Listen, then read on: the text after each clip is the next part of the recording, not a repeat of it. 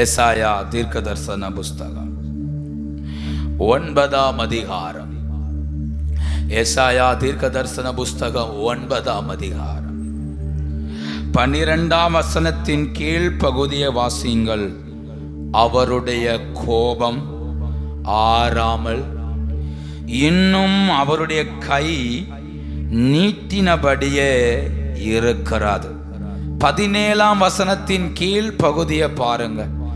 இவை எல்லாவற்றிலும் அவருடைய கோபம் ஆறாமல் இன்னும் அவருடைய கை நீட்டினபடியே இருக்கிறது. 21ஆம் வசனத்தின் கீழ் பகுதியை பாருங்கள். இவை எல்லாவற்றிலும் அவருடைய கோபம் ஆறாமல் இன்னும் அவருடைய கை நீட்டினபடியே இருக்கிறது. எசாயா 9ஆம் அதிகாரத்துல 12, 17, 21 ஒரே வார்த்தை திரும்ப திரும்ப சொல்லப்பட்டிருக்கிறது. அவருடைய கோபம் ஆறாமல் அவருடைய கை நீட்டப்பட்டு கொண்டே இருக்கிறது. இந்த கால வேளையில என் பிரசங்கத்துக்கு ஒரு தலைப்பு தருகிறேன். தேவனுடைய அடி அல்லது தேவனுடைய சிட்சை. ஆண்டவருடைய சிட்சையை குறித்து, ஆண்டவருடைய கோபத்தை குறித்து, அவருடைய அடியை குறித்து இன்னைக்கு நம்ம தியானிக்க போகிறோம். நான் வேற ஒரு பிரசங்கத்தை தான் எடுத்து வைத்திருந்தேன். ஆனால் காலையில என் இருதயத்தை ஆண்டவர் இந்த வசனத்துக்கு நேராய் திருப்பினார். சில காரியங்களை கர்த்தர் நம்மளோடு பேசுவார். நாம் மனம் திரும்புவதற்கும் தேவனோடு ஐக்கியமாவதற்கும் கர்த்தர் நமக்கு உதவி செய்வார். இந்த சபையை பார்த்து கர்த்தர் சொல்றார், எனக்கு கோபம் இருக்கிறது, நான் இவனை அடிக்கிறேன், நான் இவன் மேல கையை நீட்டுறேன், எனக்கு ஒரு பெரிய கோபம் இந்த ஜனத்தின் மேல் இருக்கிறது. எதற்காக இந்த கோபம் இருக்கிறது? 13ஆம் வசனத்தை எல்லாரும் சேர்ந்து வாசிங்க பார்க்கலாம். எசாயா 9:13 ஜனங்கள் தங்களை அடிக்கிறவரிடத்தில் திரும்பாமலும் சேனைகளின் கர்த்தரை தேடாமலும். அந்த வார்த்தை ரொம்ப பார்த்தீங்களா? தன்னை அடிக்கிறவர் இடத்தில் திரும்பல, தன்னை அடிக்கிறவருடைய அடியை புரிந்து கொள்ளல. சபையை குறித்து ஆண்டவர் வேதனைப்படுகிறார். நான் அடிக்கிறேன், என் அடி அவனுக்கு புரியல. நான் சிட்சிக்கிறேன், என் சிட்சை அவனுக்கு புரியல. அந்த வார்த்தை இருக்கு பாருங்க. அவன் திரும்பவும் செய்யல, கர்த்தரை தேடவும் செய்யல. நான் இப்படி அடிச்சா, இப்படி சிட்சித்தா, என் கோபத்தை காண்பித்தா, என் கையை அவனுக்கு விரோதமா நீட்டினா அவன் என் பக்கம் திரும்புவான்னு கர்த்தர் எதிர்பார்த்தார். ஆனா அவன் திரும்பல. அவர் அடிச்சார், அவன் திரும்பல. அவர் சிட்சிக்கிறார், அந்த சிட்சை புரியல. ஏன் தேவன் சிட்சிக்கணும்? அவருடைய சிட்சிப்பது நோக்கம் என்ன? எதற்காக அவர் சிட்சிக்கிறார்? யோபுவின் புஸ்தகம் 7ஆம் அதிகாரத்துக்கு வாருங்கள். 5ஆம் அதிகாரம், யோபு 5ஆம் அதிகாரம் 17ஆம் வசனம் 18ஆம் வசனத்தை வாசிங்க பார்க்கலாம். யோபு 5ஆம் அதிகாரம் 17. தேவன் தண்டிக்கிற மனுஷன் பாக்கியவான். 19ஆம் வசனம், 6 இக்கட்டுகளுக்கு உம்மை நீங்களாக்குவார், 7ஆவதிலும் பொல்லாப்பு உம்மை தோணாது. இக்கட்டுகளும் பொல்லாப்பும் நமக்கு விரோதமாய் எழும்பும் போது ஆண்டவர் சிட்சிக்கிறார். இக்கட்டுகளும் பொல்லாப்பும் நம்மளை மேற்கொள்ள நினைக்கும் போது சில சிட்சையின் பாதையில கர்த்தர் நடத்துகிறார். எதற்காக? என்னை பொல்லாப்புக்கு தப்புவிப்பதற்காக. எதற்காக? சில சிட்சைகளுக்குள்ள தள்ளி விடுகிறார். அந்த வார்த்தையை பாருங்க. தேவன் தண்டிக்கிற மனுஷன் பாக்கியவான். பைபிள்ல எத்தனையோ பாக்கியவான்கள் இருக்குது. அதுல இயேசு பல விதத்தை சொன்னார். ஆவியில் எளிமை உள்ளவர்கள் பாக்கியவான்கள், இரக்கம் உள்ளவர்கள் பாக்கியவான்கள் எல்லாம் சொன்னார். துயரம் உள்ளவர்கள் பாக்கியவான்கள். ஆனா யோபுல ஆண்டவர் சொல்றார் பாருங்க, தேவன் தண்டிக்கிற மனுஷன், இப்படி சொல்றேன், தேவனால் தண்டிக்கப்படுகிற மனுஷன் பாக்கியவான். தேவனுடைய சிட்சையை ஏற்றுக்கொள்கிறவன் பாக்கியவான். 18, அவர் காயப்படுத்தி காயம் கட்டுகிறார், அவர் அடிக்கிறார், அவருடைய கை அற்றுகிறது. அப்போ தேவனுடைய அடி, தேவனுடைய தண்டனை, தேவனுடைய காயம் என் வாழ்வில் மிகப்பெரிய மாற்றத்தை உண்டாக்கும். ஏன் தேவன் என்னை சிட்சிக்கிறார்? நான் விரும்பாத பாதை, நான் விரும்பாத வழியில், நான் விரும்பாத சூழ்நிலை வழியால் ஏன் தெய்வம் என்னை நடத்துகிறார்? அவைகள் என்னை சிட்சிக்கிற பாதைகள். யோபு சொல்றார், நான் கர்த்தருடைய கோபத்தை பார்க்கிறேன். ஆண்டவர் எனக்கு விரோதமாய் இருக்கிறார், அவருடைய கரம் எனக்கு விரோதமாய் இருக்கிறது என்று யோபு சொல்லுகிறார். ஆனா இங்க வசனம் சொல்லுது, அவர் தண்டிக்கிறார், அடிக்கிறார். ஆனா சும்மா விட மாட்டார், கண்டிப்பா காயம் கட்டுவார், கண்டிப்பா அவருடைய கை ஆற்றும், அவருடைய கை பலப்படுத்தும். அப்போ அவர் தண்டிப்பதும் அவர் சிட்சிப்பதின் நோக்கம் ஒண்ணுதான், நான் அவர் பக்கம் திரும்ப வேண்டும், நான் அவர் பக்கம் வர வேண்டும், அதற்காக தண்டிக்கிறார். நான் சின்ன வயசுல பார்த்த கதை, ஸ்கூல்ல யாராவது சண்டை போட்டு நம்ம யார்த்தையாவது அடி வாங்கினாலோ அல்லது யார்த்தையாவது சண்டை போட்டு வந்தாலோ, நம்ம பக்கமே நியாயம் இருந்தாலும் மொத அடி நமக்கு தான் விழும். நான் விழுந்தேன்னு சொன்னாலும் அடி நமக்கு தான். ஒருத்தன் அடி வாங்கிட்டு வந்தேன்னு சொன்னாலும் அடியா இருக்குதான். அவன்கிட்ட அடி வாங்குற அளவுக்கு நீ என்ன செஞ்ச? அல்லது நம்ம ஏதாவது பிரச்சனை பண்ணிட்டு வந்தாலும் நம்ம பக்கம் நியாயமே இருந்தாலும் மொத அடி பிள்ளைக்கு விழும். எதுக்கு தெரியுமா? அடுத்த தடவை இந்த மாதிரி பிரச்சனையில என்ன செய்யக்கூடாது, சிக்கக்கூடாது. அடுத்த தடவை சிக்கக்கூடாது. அவர் பக்கமாய் திரும்பணும், ஆண்டவர் பக்கம் திரும்பணும், தேவனோடு ஐக்கியமாகணும். ஆண்டவர் எதிர்பார்க்கிற அந்த ஏசாயா 9ஆம் அதிகாரத்துல பாருங்களேன், 13ஆம் வசனத்தை திரும்ப வாசியுங்க. ஜனங்கள் தங்களை அடிக்கிறவரிடத்தில் திரும்பாமலும் சேனைகளின் கர்த்தரை தேடாமலும், தன்னை அடிக்கிற தேவனிடத்தில் திரும்பல. தன்னை தேவன் அடிக்கிறாரு, நாம் சொன்னா நல்லா இருக்கும்போ கர்த்தர் இதெல்லாம் அனுமதிக்க மாட்டாரு. அப்ப ஏதோ பிரச்சனை இருக்குதா என்கிற சிந்தை நமக்கு வேணும்.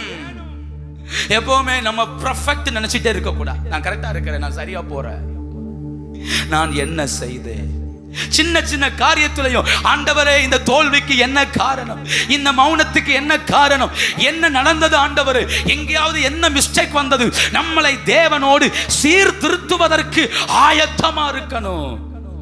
முன்ன போயிட்டு இருந்த என் வாழ்க்கை திடீர்னு டவுன் ஆகுது, திடீர்னு குறையுது, வேகம் குறையுது, என்னால ஓட முடியல. அப்ப என்ன பிரச்சனை? அவர் மனம் திரும்புதலை எதிர்பார்க்கிறார். எரேமியா 5ஆம் அதிகாரம் 3ஆம் வசனத்தை வாசிக்கலாமா? எரேமியா தீர்க்கதரிசியின் புஸ்தகம் 5ஆம் அதிகாரம் 3ஆம் வசனம். ஹல்லேலூயா. சத்தியத்தை அல்லவோ நோக்குகிறது, அவர்களை அடிக்கிறீர், அவர்களுக்கு நோகாது, நிர்மூலமாக்குகிறீர், ஆனாலும் புத்தியை ஏற்றுக்கொள்ள மாட்டோம் என்கிறார்கள். தங்கள் முகங்களை கண்மலையை பார்க்கிலும் கெட்டியாக்கி திரும்ப மாட்டோம் என்கிறார்கள். அவர் சத்தியத்தை நோக்குறாராம். அவருடைய கண்கள் எதை நோக்குகிறது? சத்தியத்தை. அப்படின்னா ரூல்ஸ் அண்ட் ரெகுலேஷனை பார்த்துட்டே இருக்கிறார். நான் இந்த ரூல்ஸ் தான் ஓடணும், இப்படிதான் போகணும், இப்படிதான் வாழணும், அதை பார்த்துட்டே இருக்கிறார்.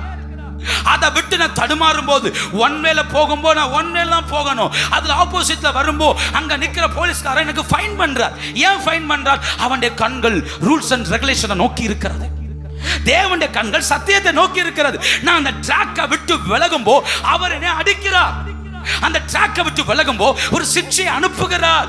ஆனா வசனம் சொல்லுது, இந்த ஜனங்கள் புத்தியை ஏற்றுக்கொள்ள மாட்டோம் என்கிறார்கள், தங்கள் முகங்களை கண்மலையை பார்க்கிலும் கெட்டியாக்கி திரும்ப மாட்டோம் என்கிறார்கள். ஆண்டுடைய வேதனை தான். ஏன் உன்னை அடிச்சதே சத்தியத்துல நிறுத்துவதற்காக, உன்னை திட்டினதே நீ திரும்ப இந்த தப்பை பண்ணக்கூடாதுங்கிறதுக்காக. ஒரு நேரம் ஹெல்மெட் போடாம போகும்போது 1000 ரூபாய் ஃபைன் பண்ணா நெக்ஸ்ட் டைம் ஆட்டோமேட்டிக்கா வண்டி எடுக்கும்போது தலையில இது வந்து உட்காரணும், அதற்காகத்தான் தண்டிக்கிறார். ஒரு நேரம் கார்ல போகும்போது சீட் பெல்ட் போடாம போகும்போது ஃபைன் ஆச்சுன்னா செகண்ட் டைம் சரிப்படுத்தணும். ஒரு நேரம் நோ பார்க்கிங்ல போய் வண்டியை ஸ்டாப் பண்ணும்போது அவன் ஃபைன் பண்ணுவான், ரெண்டாவது டைம் நோ பார்க்கிங் போர்டை பார்த்து வண்டி நிறுத்தணும். அப்போ சிக்ஷை, ஒரு சின்ன தண்டனை, சின்ன ஃபைன், இது எதற்காக? நான் நெக்ஸ்ட் டைம் அந்த இடத்துல வரும்போது கவனமா இருக்கணும். ஆனா இந்த ஜனம் துணிகரமானார்கள், முகத்தை கெட்டியாக்கினார்கள், முகத்தை கடினமாக்கினார்கள். அவர் சிட்சிக்கிறார் தெரியும், இந்த வியாதி இதனால தான் தெரியும், இந்த பிரச்சனை இதனால தான் தெரியும், நம்ம சரியில்லைன்னு தெரியும். ஆனாலும் தேவன் பக்கம் மனம் திரும்ப மனம் இல்லை. பாத்தீங்களா? ஆனாலும் ஆண்டவரே இதுக்கெல்லாம் நான் காரணம்ப்பா, என்ன மன்னிங்க, என்ன சத்தியத்துல நிறுத்துங்க அப்படி சொல்ல மனம் இல்லை நமக்கு. அந்த 1ஆம் வசனத்தை பாருங்க, எரேமியா 5:1. நியாயம் செய்கிற மனுஷனை கண்டுபிடிப்பீர்களோ? உண்டோ? சத்தியத்தை தேடுகிறவன் உண்டோ என்றும் எருசலேமின் தெருக்களில் திரிந்து பார்த்து விசாரித்து அதன் வீதிகளில் தேடுங்கள், காண்பீர்களானால் அதற்கு மன்னிப்பு தருவேன். சத்தியத்தின்படி நடக்கிற ஒருத்த இருந்தா போதுமா, அவன் தெருவுக்கே ஆண்டவர் மன்னிப்பு தருவாரா? சத்தியத்தை தேடுற ஒருத்தன் அப்படின்னா இப்படி சொல்றேன், சிட்சையை ஏற்றுக்கொண்டு மனம் திரும்புகிற அந்த ஒருவன் நிமித்தம் தேசத்துக்கே ஆண்டவர் மன்னிப்பு தருவார். அவன் வீதிக்கு தேவன் மன்னிப்பு தருவார். அவன் குடும்பத்தை தேவன் கண்ணோக்குவார். சத்தியத்தை அல்லவா அவருடைய கண்கள் நோக்கி இருக்கிறது. அப்ப என்னை அடிக்கிறார், என்னை திட்டுறார், என்னை சில பிரச்சனைகளுக்கு தள்ளி விடுகிறார். எதற்காக? நான் சத்தியத்துக்குள்ள வந்துடணும், வசனத்துக்குள்ள வந்துடணும், என் வாழ்க்கையை தேவனோடு ஐக்கியப்படுத்துவதற்காக,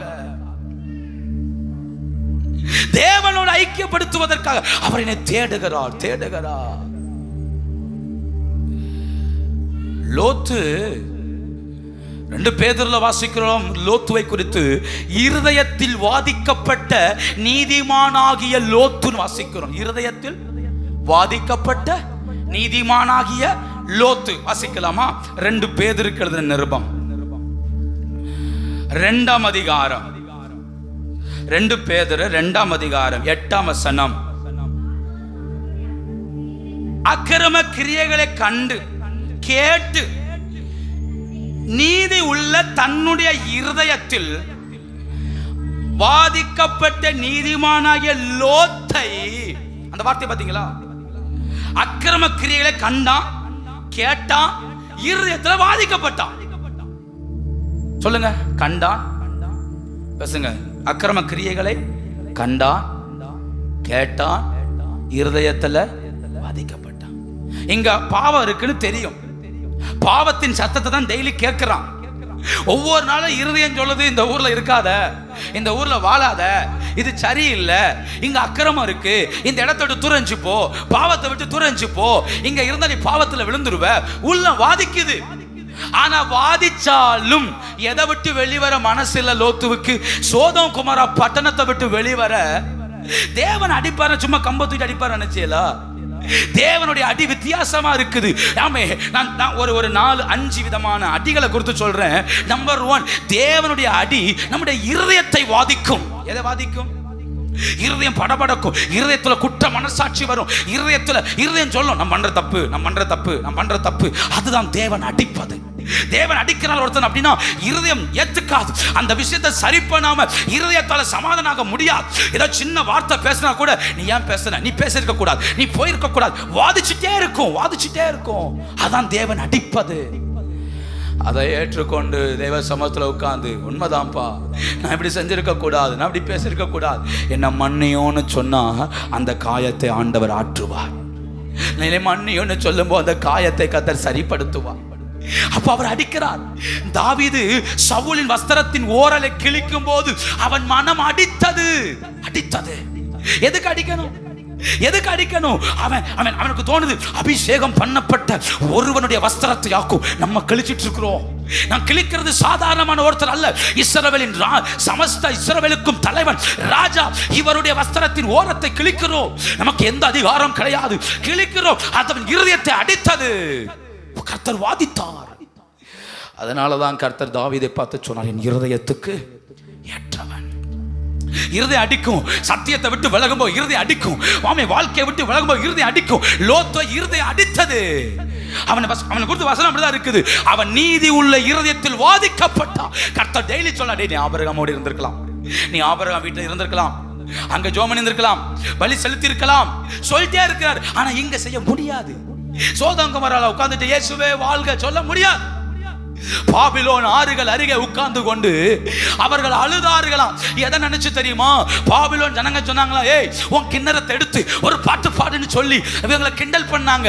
அப்ப இஸ்ரவேல் ஜனங்கள் சொல்றாங்க, எங்கள் கிண்ணறங்களை எடுத்து அலரி செடிகள் மேல் வைத்து விட்டு என்ன சொல்லி அழுதார்கள் தெரியுமா? சீயோனின் பாட்டை அந்நிய தேசத்தில் பாடுவது எப்படி? எருசலேம்ல உட்கார்ந்து நல்ல கீபோர்டு வாசித்து, நல்ல கிட்டார் வாசித்து, நல்ல ட்ரம் அடிச்சு பாட்டு பாடினா தேவ மகிமை இறங்கிச்சு. இப்ப இருக்கிறது பாபிலோன்ல. இங்க அவன் கொட்டடிப்பான், அவன் மியூசிக் வாசிப்பான், அவன் எல்லாம் செய்வான். அவன் நிறுத்தின சிலையாக்கும் வணங்கணும், அவன் நிறுத்தினதாக்கும் செய்யணும். அவன் என்ன சாப்பாடு தாரானோ அதை சாப்பிடணும், யாரை வணங்க சொல்றானோ அவனை வணங்கணும், யார அவன் சட்டம் போடுறானோ அந்த சட்டத்தின்படி வாழணும். எருசலேம் அப்படி கிடையாது. எருசலேம்ல நினைச்ச நேரம் பாட்டு பாடலாம், நினைச்ச நேரம் ஆராதிக்கலாம், நினைச்ச நேரம் கர்த்தரோடு நடக்கலாம். இந்த கால வேளையிலே உங்கள் இருதயங்கள் ஏதாவது ஒரு சிக்கலில் இருக்குமானால், உங்கள் இருதயங்கள் வாதிக்கப்படுமானால், அவைகளை விட்டு இன்னைக்கு வெளியே வாங்க, அவைகளை விட்டு தூர வாங்க. ஆண்டவர் நம்முடைய காயங்களை ஆற்றுவதற்கு கர்த்தர் வல்லவர். அதுக்குள்ள உட்கார்ந்துகிட்டே கர்த்தரை தேடாதீங்க. பாவத்தோடு உட்கார்ந்துட்டு, உலகத்தோடு உட்கார்ந்துட்டு, அசுத்தத்தோடு உட்கார்ந்துட்டு இயேசுவே என்னை மாற்றும், இயேசுவே என்னை மாற்றுனா நடக்காது. அதை விட்டு வெளியே வாருங்கள். நம்மை மாற்றி அமைக்க கர்த்தர் வல்லவராயிருக்கிறார். ஹல்லேலூயா. அவர் அடிப்பதின் நோக்கம் என்னை சத்தியத்தில் நிறுத்துவதற்காக, அவர் என்னை சிட்சிப்பதின் நோக்கம் வசனத்தின் பாதையில் வாழ வைப்பதற்காக. எதுக்கு குற்ற மனசாட்சி தந்திருக்கிறார்? இந்த குற்ற மனசாட்சி தான் நம்மையும் தேவனையும் இணைக்கிற பாலம். ஆனா அந்த ஜனங்கள் தங்கள் முகத்தை கெட்டி ஆக்கினார்கள். என்னைக்குமே ஒன்று சொல்லட்டுமா, கால தாமதம் பண்ணக்கூடாது. தாமதம் பண்ண பண்ண முகம் கெட்டி ஆயிரும். தாமதம் பண்ண பண்ண அது பிரயோஜனம் இல்லாமல் போகும். தாமதம் பண்ணக்கூடாது. ஒன்று முட்டையா இருந்தா ஒன்று கோழியை வச்சு அடகு காக்க வச்சு குஞ்சு பொரிச்சிடணும்.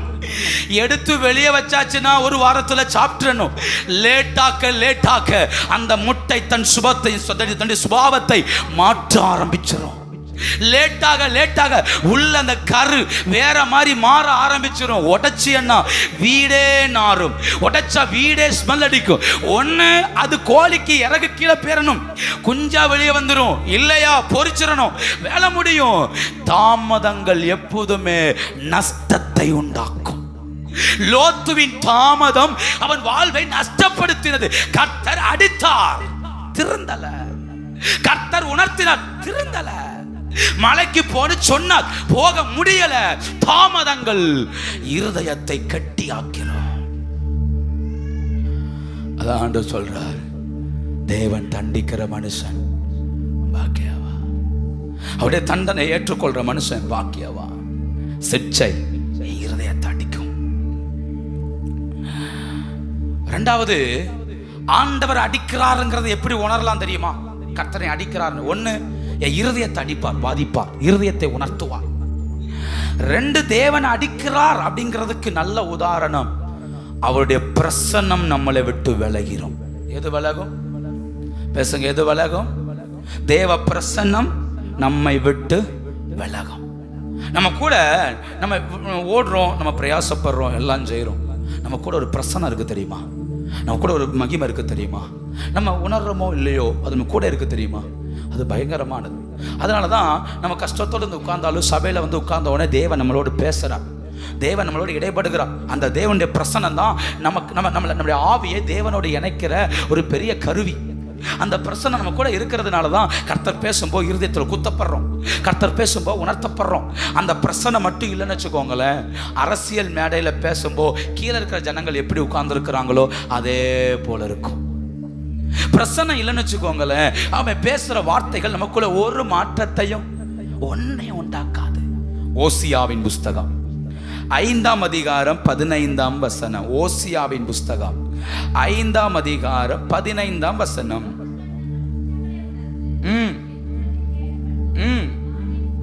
என் ஸ்தானத்துக்கு திரும்பி போய்விடுவேன், ஆபத்தில் என்னை கருத்தாய் தேடுவார்கள். அந்த வார்த்தையை கவனிச்சீங்களா? இந்த ஓசியா 5ஆம் அதிகாரம் 15ஆம் வசனம். அவர்கள் தங்கள் குற்றங்களை உணர்ந்து என் முகத்தை தேடும் மட்டும் நான் என் ஸ்தானத்திற்கு போய்விடுவேன். தேவன் அடிக்கிறார், தேவன் சிட்சிக்கிறார். எதற்காக, எப்படி சிட்சிக்கிறார்னா, பிரசன்னத்தை இழந்து போகிறோம். அவர் அடிக்கிறார் அப்படின்னா அவர் போய்விட்டார். அவர் போய்விட்டார்னாலே அந்த இடத்துல சிட்சை வந்தாச்சு. மிரியாமை விட்டு கர்த்தர் போய்விட்டார். மிரியாம் குஷ்டரோகி ஆனால் போய்விட்டார். தேவ பிரசன்னத்தை நம்ம எப்ப இழக்கிறோமோ அப்ப நாம் ஒரு குஷ்டரோகி. அதனாலதான் தாவீது ஜெபம் பண்ணார், ஈசோப்பினால் என்னை கழுவும். ஈசோப்பை வச்சு யாரை கழுவாங்க தெரியுமா? குஷ்டரோகிகளை கழுவுவாங்க. ஈசோப்பு அது ஒரு சின்ன ஒரு செடி, அதை அந்த ஊற்று தண்ணியில முக்கி குஷ்டரோகி மேல 7 தடவை தெளிக்கணும். அத அந்த பலிபீடத்தின் ரத்தத்துல முக்கி குஷ்டரோகி மேல தெளிக்கணும். அது குஷ்டரோகத்தை சுகமாக்குவதின் அடையாளம். அப்போ ஒருத்தன் பிரசன்னத்தை இழப்பானால் தேவன் அவனை விட்டு விலகுவதின் அடையாளம் பிரசன்னம் இல்லை. அவனை தேவன் அடிக்கிறான், அவனை சிட்சிக்கிறான். சிட்சை வரும்போ நல்லா புரிந்து கொள்ளணும், நான் ஒரு குஷ்டரோகி. நான் ஒரு குஷ்டரோகி. குஷ்டரோகினா பாளையத்துக்குள்ள இடம் கிடையாது. குஷ்டரோகினா தேவ பிரசன்னத்தில் அவனுக்கு வாழ்க்கை கிடையாது. குஷ்டரோகினா பலிபீடத்துக்கிட்ட வர முடியாது. குஷ்டரோகினா தேவனை விட்டு தூரம் போய் நிற்கிறான். அப்போ தேவன் சிட்சிக்கிறார். என் பாதையை நான் சரிப்படுத்துவதற்காக தேவன் சிட்சிக்கிறார். அதனாலதான் பிரசன்னம் இல்லாத சில அமைதியை பார்க்கிறோம். ஆண்டவரே பிரசன்னம் இல்லை, ஆண்டவரை ஜெபம் பண்ண முடியல, ஆண்டவரை ஆராதிக்க முடியல. சிலரும் உள்ளம் போராடும் தெரியுமா? ஏன்பா ஏன்பா ஏன்பா, எதுக்கு எதுக்கு எதுக்கு பிரசன்னம் இல்லை, எதுக்கு பிரசன்னம் இல்லை, ஏன் என்னாச்சு என்னாச்சு, நான் என்ன பண்ண இருதயம் போராடும். அந்த பிரசன்னத்தை வாங்க வரைக்கும் போராடும். அப்படி போராடுமானால் தேவன் நம்மை நேர்வழியாய் நடத்துவார். ஆனா அந்த ஜனங்கள் அதை உணரல. பிரசன்னம் இல்லைங்கிறதையே உணரல. தேவன் பக்கம் திரும்பல. தேவன் நம்மளை சிட்சிக்கிறார், தேவன் நம்மளை அடிக்கிறார் என்கிறத நம்மளால உணர முடியலன்னா தேவனுக்கும் நமக்கு தொடர்பு இல்லாமலே போயிரும். அவருக்கு நமக்கு எந்த தொடர்பு இல்லாம போயிரும். தேவனுடைய பிரசன்னம் நமக்கு தேவை, அவருடைய அனுகூலம் நமக்கு தேவை. அந்த வார்த்தை விடுதமா இருக்குது, நான் என் ஸ்தானத்துக்கு போயிருவேன், அவன் ஆபத்துல வந்து தேடுவான், அப்புறம் பார்க்கலாங்கிறார். ஆபத்துல தேடுவான், ஆபத்துல கண்டிப்பா வருவான், பிரச்சனை வரும், போராட்டம் வரும், அன்னைக்கு வந்து உட்கார்ந்து ஆண்டவரே இறங்குன்னு சொல்லுவான், அப்ப பார்க்கலாங்கிறாரு. அது பெரிய ஆபத்துங்கிறேன் நானு. ஆபத்தில் தேடுவது ஆபத்து, எல்லாம் முடிஞ்ச பிறகு தேடுவது ஆபத்து. நல்லா இருக்கும் போதே கர்த்தரை தேடுவதற்கு மனம் இருக்கணும். நல்லா இருக்கும் போதே பிரசன்னத்தோடு நடக்க பிரயாசப்படணும். தேவன் சில நேரம் சிட்சிக்கிறார். மௌனம், அமைதி, வீட்டுக்குள்ள பிரசன்னம் இல்லை, வீட்டுக்குள்ள ஜெபம் இல்லைன்னா கண்டிப்பா நான் சொல்றேன், அதை வாங்கும் வரையிலும் ஒரு ஆவிக்குரியவன் போராடி ஆகணும். எப்படிங்க அந்த வீட்டுக்குள்ள பிரசன்னம் இல்லாம ஜீவிக்க முடியும்? எப்படிங்க அந்த வீட்டுக்குள்ள மகிமை இல்லாம வாழ முடியும்? எப்படிங்க கர்த்தருடைய அனுகூலம் இல்லாம அந்த வீட்டுக்குள்ள ஜீவனம் செய்ய முடியும்? நீங்கள் தேவ பிரசன்னத்துக்காய் போராடி ஆகணும். சிலரை கர்த்தர் சிட்சிக்கிறார். எப்படி? அவர் போயிட்டார், நம்ம பிரயாசப்பட்டுட்டே இருக்கிறோம். அவரை விட்டுட்டு நம்ம உழைக்கிறோம், நம்ம ஓடுறோம், நம்ம பிரயாசப்படுறோம், நம்ம சுய பலத்துல ஏதாவது செஞ்சா நினைக்கிறோம். ஆனா அவரை விட்டுட்டு, முக்கியமான ஒரு ஆளை விட்டுட்டு எல்லாத்துக்கும் பிரயாசப்படுறோம். தேட வேண்டியது தேவனுடைய ராஜ்யத்தையும் அவருடைய நீதியும். தொலைச்ச அவரை கூட்டிட்டு வாங்க, தொலைச்ச அவரை கூப்பிடுங்க. அவருடைய சிட்சையில நம்ம இருக்கிறோங்கிறத மறக்காதீங்க. ஏதோ இடத்துல கர்த்தர் என் கூட இல்லை, என் கூட இல்லைன்னா நான் ஏதோ இடத்துல சிட்சிக்கப்படுகிறேன், அதை கண்டுபிடிங்க. தாவீது பல இடத்துல ஜெபம் பண்ணார், தேவனே மௌனமாயிராதையும், தேவனே மௌனமாயிராதையும், நீர் மௌனமாயிருந்தால் நான் குழியில் இறங்குகிறவர்களுக்கு ஒப்பாவே. அப்படின்னா என்ன சொல்ற தெரியுமா? என்ன கல்லறைகளை வச்சு அடக்கம் பண்றதுக்கு சமம், பெட்டியில வச்சு உள்ள இறக்குறதுக்கு சமம். நான் நீர் மட்டும் மௌனமா இருந்தா குழியில் இறங்குகிறவர்களுக்கு ஒப்பாவே. 10 நிமிஷம் ஆயிடுச்சுன்னா மண்ணை போட்டு மூடிடுவான் ஆண்டவரே, மௌனமாயிராதையோ. அப்போ தேவனுடைய மௌனம் என் வீட்டை ஒரு செத்த பணத்துக்கு ஒப்புமையா மாத்திரும். பயங்கரம். காலவேளையில நீங்கள் சிட்சிக்கப்படுகிறீர்களா என்பதை உணர்ந்து தேவனிடத்தில் திரும்புங்கள். பிரசன்னத்தை இழந்துட்டு வீட்டுக்குள்ள நன்மைகளை தேட முடியாது. பிரசன்னத்தை விட்டுட்டு, ஆண்டவரை விட்டுட்டு நம்மளால எதுவுமே சாதிக்க முடியாது. அவர் நம்ம கூட வேணும். 6:1 வாசிங்க. ஓசியா 6:1. கர்த்தரிடத்தில் திரும்புவோம் வாருங்கள், நம்மை பீறினார், அவரே நம்மை குணமாக்குவார், நம்மை அடித்தார், அவரே நம்முடைய காயங்களை கட்டுவார். கர்த்தரிடத்தில் திரும்புவோம், அவர் கூப்பிடுறாரு, அவர் போயிட்டாரு, அதனால ஒண்ணு பண்ணுவோம், நாம் எல்லாரும் சேர்ந்து கர்த்தரிடத்தில் திரும்புவோம். அவரை இழந்துட்டோம், முக்கியமான தேவ பிரசன்னத்தை இழந்துட்டோம், அவர் கோபத்துல போயிட்டாரு. இப்ப என்ன செய்வோம்? ஆண்டவரே நீர் வாரும், உம்முடைய பிரசன்னம் தேவை என்று சொல்லி அவரிடத்தில் திரும்புவோம். அவரே நம்மை பீறினார். ஆனா ஒண்ணு தெரியுமா? அவரால் குணமாக்க முடியும், அவரால் குணமாக்க முடியும். அவர் பக்கம் திரும்புகிறவனை குணப்படுத்த அவரால் முடியும். என காயப்படுத்தினது கர்த்தர் அல்லவா, அடிச்சது கர்த்தர் அல்லவா. பிரசன்னம் இல்லாத நேரத்தில் என் வாழ்க்கையில் எத்தனை தோல்வி வந்ததோ அத்தனை தோல்விகளையும் சரி செய்ய அவர் வல்லவராயிருக்கிறார். ஆமே, அவர் அடிக்கும் போது அவருடைய பிரசன்னம் இல்லாத நேரத்தில் சத்துரு விதைச்ச பொல்லாப்புகள், சத்துரு விதைச்ச அந்தகாரங்கள், சத்துரு போராடின போராட்டங்கள், அந்த ஆபத்துகள் எல்லாவற்றிலிருந்து என்னை விடுதலையாக்க அவர் வல்லவர். ஹல்லேலூயா. நான் அவரிடத்தில் திரும்பினால் என் காயத்தை கட்டுவார். அவர் பீறி போட்டார், ஆனா இப்ப வந்து உட்கார்ந்து இணைக்கிறாரு. நான் சொல்லட்டுமா, பிசாசு கையில ஒப்பு கொடுத்தாலும் சரி, ஆண்டோடைய பிரச்சனை இல்லாம போனாலும் சரி, அவரிடத்தில் திரும்புவோமானால் பீறி போட்ட நம்மளை ஒட்ட வைக்க அவர் வல்லவரா இருக்கிறார். பீறி போடப்பட்ட என் வாழ்வை மகிமையாய் மாற்ற ஆண்டவர் வல்லவர். நம்ம சொல்லலாம், என் வாழ்க்கையில எல்லாம் முடிச்சு, எல்லாம் தோத்து போயிருச்சு, எல்லாமே இருள், ஆனா அந்த இருளின் நடுவே ஒரு மகிமையை விதைக்க ஆண்டவர் வல்லவர். ஏன்னா அவரிடம் திரும்புகிறவனுக்காக அவர் இறங்கி வருவார். ஹல்லேலூயா. அவரிடத்தில் திரும்புவோம், திரும்புவோம், திரும்புவோம். அதுக்கு சில நாட்களை சொல்றாரு பாருங்க. 2ஆம் வசனத்தை பாருங்க. 2 நாளைக்கு பின்பு அவர் நம்மை உயிர்ப்பிப்பார், 3ஆம் நாளில் நம்மை எழுப்புவார்.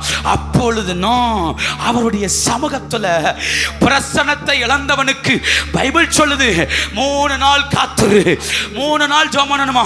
பிரசன்னத்தை இழக்கிறது ஈஸி, அதை வாங்கிறதுக்கு பிரயாசப்படணும். அதை வாங்கிறது ஒரு நாள்ல நடந்துடாது, 1 மணி நேரம் ஜெபத்தில் நடக்காது. அதற்காக அவர் சொல்ல 2 நாள் காத்துரு, அவர் உயிர்ப்பிப்பார். 3ஆவது நாள் நீ ஜெபிக்கும் அவர் வருவார், உன்னை எழுப்புவார். அந்த மரித்த கல்லறையை விட்டு அவர் எழுப்புவார், அந்த கல்லறையின் வாசலை விட்டு அவர் எழுப்புவார். அப்போ பிரசன்னம் இல்லாத நேரம் சாத்தான் என்னை கல்லறைக்குள் அடக்கினார். ஆனா எப்ப என் இருதயம் அவர் பக்கம் திரும்பினதோ அவர் உயிர்ப்பிப்பார். 3ஆம் நாளில் அவர் சமூகத்தில் பிழைத்திருக்கும்படி அவருடைய அருணோதயம் உதித்து வரும், அவருடைய அருணோதயம் உதித்து வரும். இந்த கால வேளையில ஒருவேளை ஐயா நான் ஒரு செத்த நிலையில வாழ்றேன்னு சொல்லுவீங்களானால் தேவன் பக்கம் திரும்புங்கள், அவர் உங்களை உயிர்ப்பிப்பார். தேவன் பக்கம் திரும்புங்கள், உங்கள் கல்லறையின் வாழ்க்கையை அவர் உடைப்பார். தேவன் பக்கம் திரும்புங்கள், அவர் உங்களை மகிமைப்படுத்த அவர் வல்லவர். அவருடைய புறப்படுதல் அருணோதயம் போல் இருக்கும். ஹல்லேலூயா, ஹல்லேலூயா. தேவனை இழக்கிறது ஆபத்து. அவர் சிட்சிக்கிறார். அவர் போய்விட்டார், அவர் போயிட்டா அங்க பிரச்சனை, அவர் போயிட்டா அங்க போராட்டம். அவர் போகக்கூடாது. எதை இழந்தாலும் ஆவிக்குரியவன் இழக்க கூடாதது தேவ பிரசன்னம். எதை விட்டாலும் ஆவிக்குரியவன் விடக்கூடாத ஒண்ணு தேவனுடைய மகிமை. எதை விட்டு கொடுத்தாலும் விட்டு கொடுக்க கூடாத ஒண்ணு தேவ பிரசன்னம். ஹல்லேலூயா, ஹல்லேலூயா. அவர் இழக்க கூடாது, அவருடைய மகிமையை மட்டும் இழக்கவே கூடாது. அவர் போய்விட்டார். இப்ப ஓசியா கூப்பிடுறார், வாங்க சேர்ந்து ஜெபம் பண்ணுவோம், சேர்ந்து ஆராதிப்போம். யோசித்து பாருங்களேன், யோனாட்ட கர்த்தர் என்ன சொன்னார்? நினிவேவுக்கு போ பிரசங்கம் பண்ணு சொன்னார். ஆனா அவன் தர்ஷீஷுக்கு போகும்படி கப்பல் ஏறி டிராவல் பண்ணான். கப்பல் டிராவல் ஆகும்போது அடியில போய் படுத்து கொண்டான். போகிற வழியில கர்த்தர் பெருங்காற்றை வரவிட்டான். அந்த காற்று கப்பலை உடைக்கிற அளவுக்கு மோதினது. எல்லாரும் என்னெல்லாம் முடியுமோ அதெல்லாம் செய்து பார்த்தார்கள், ஒன்றும் நடக்கல. கடைசியில் சீட்டு போட்டு பார்த்தா சீட்டு யோனாவின் பேரில் விழுந்தது. யோனாட்ட கேட்டாங்க, இப்பா நீ யாருப்பா, எங்கிருந்து வர்ற, உன் பிரச்சனை என்ன, இதற்கெல்லாம் என்ன காரணம்னு கேட்கும்போ யோனா சொல்றான், ஏன் சாதாரண ஆள் கிடையாது, வானத்தையும் பூமியை உண்டாக்கின கர்த்தருடைய ஊழியக்காரன் என்ன நினிவேவுக்கு போ சொன்னார், நான் போக மாட்டேன்னு தர்ஷீஷுக்கு போகிறேன், அதனால தான் வந்துச்சு. ஒன்று பண்றீங்களா, என்ன தூக்கி கடல்ல போட்டுருங்க, என்ன தூக்கி கடல்ல போட்டுருங்க, இதுக்கு தீர்வு என் மரணம் தான், இதுக்கு தீர்வு என் மரணம் தான், நான் செத்தாதான் இதுக்கு முடிவு வரும். யோசித்து பாருங்க, பல நேரம் நம்ம வாழ்க்கை ஒரு செத்த நிலைக்கு தள்ளப்படுது தெரியுமா? ஏன்னா நம்ம உணராததுனால. இப்ப கூட என்ன செஞ்சிருக்கலாம், நான் தர்ஷீஷ் நினிவேவுக்கு போக வேண்டிய ஆளாக்கும் மாத்தி வந்துட்டேன், ஏதாவது போட்டு வந்துச்சுன்னா நிப்பாட்டி என்ன நினிவேவுக்கு அனுப்பி விட்டுருங்கன்னு சொல்லி இருந்தா சப்ஜெக்டே வேற. ஆனா அவன் சொல்றான், நான் மறிக்கணும், நான் செத்தாதான் இது நடக்கும். என்ன நடந்துச்சு தெரியுமா? யோனா 2 அதிகாரத்துல மீனுக்குள்ள தூக்கி போட்டாங்கல்ல, அந்த கடல்ல தூக்கி போட்டாங்கல்ல, தூக்கி போடும்போ இவனை கத்த சும்மா ஒன்றும் கொல்லலை, இவனை கொல்றதுக்கு சில வழியை வச்சிருந்தாராம். அந்த 2 அதிகாரத்துல ஒன்னொன்னா பாருங்க, 2ஆம் வசனத்துல நடுப்பகுதியை பாருங்க, நான் பாதாளத்தின் வயிற்றிலிருந்து எங்கிருந்து கூக்குரலிட்டாரா, பாதாளத்தின் வயிற்றிலிருந்து கூக்குரலிட்டார். 3ஆம் வசனம் பாருங்க, சமுத்திரத்தின் நடுமையமாகிய ஆழத்திலே நீர் என்னை விழுந்தது எங்க, பேசுங்க, விழுந்தது எங்க, சமுத்திரத்தின் நடுமையமாகிய ஆழத்துல. சரி, விழுந்த உடனே மீன் வந்துச்சானா? மீன் வரல, விஷயமே அதுதான். அடுத்த வார்த்தை பாருங்க, நீரோட்டம் என்னை எது சூழ்ந்து கொண்டது, நீரோட்ட. கடலுக்குள்ள ஒரு தனி லைனை ஓடும் தெரியுமா? கடலுக்குள்ள ஒரு பெரிய ஆறு மாதிரி என்ன செய்யணும், ஓடிட்டே இருக்கும் நீரோட்டம். அந்த மீனவர்கள் இதெல்லாம் பாருங்க, அவங்க சொல்லுவாங்க, நீரோட்டத்தில் சிக்கிட்டோன்னா ரொம்ப கஷ்டம் அப்படின்னு. நீரோட்டம் ஓடிட்டே இருக்கும். அதனால தான் கடல்ல கரையில் நிற்கிறவங்கள அலை இழுத்துட்டு போயிருச்சுன்னா அவங்கள பிடிக்க முடியலை, ஏன்னா உள்ள அந்த பக்கம் நீரோட்டம் இருக்கும். அந்த நீரோட்டம் வேகமாக இழுத்து என்ன செஞ்சிடும், எங்கேயாவது கொண்டு போயிடும். அப்போ இவர் சொல்றார், விழுந்தவனே சாகலை, விழுந்த உடனே எது என் மேல மோதினது, நீரோட்டம், அது இழுத்துட்டு போகுது எங்கேயோ. அடுத்த வார்த்தை பாருங்க, உம்முடைய வெள்ளங்களும் உம்முடைய அலைகளும் என் மேல எது புரண்டுச்சா, வெள்ளத்துல அலையில போட்டு புரட்டி புரட்டி புரட்டி எடுக்குது. யோசித்து பாருங்க, செத்த நிலை என்பது சாதாரணமான காரியம் கிடையாது. ஒரு பிரச்சனை முடியும்னு பார்த்தா முடியல, அடுத்த பிரச்சனை முடியும்னு பார்த்தா முடியல, நெருக்குது நெருக்குது. அடுத்த வார்த்தையை பாருங்க, அடுத்த வார்த்தையை பாருங்க, அதுல 5ஆம் வசனத்தை பாருங்க, தண்ணீர்கள் பிராண பரியந்தம் என்னை இருக்குதா. எது வரைக்கும் நெருக்கிச்சான் தண்ணி, விழுந்தவனே சாகல, தண்ணி முட்டு வாயில முட்டிருச்சு, மூக்கு வரைக்கும் முட்டிருச்சு, உயிர் போகல. யோசித்து பாருங்க நிலைகளை. அடுத்த வசனம், ஆழி என்னை சூழ்ந்தது, கடல் பாசி என் தலைய எது வந்து சுத்திருச்சு, கடைசியில கடல் பாசி எதை சுத்து, இதெல்லாம் பார்த்துட்டே இருக்கிறான், இதெல்லாம் கண்ணு பார்க்குது.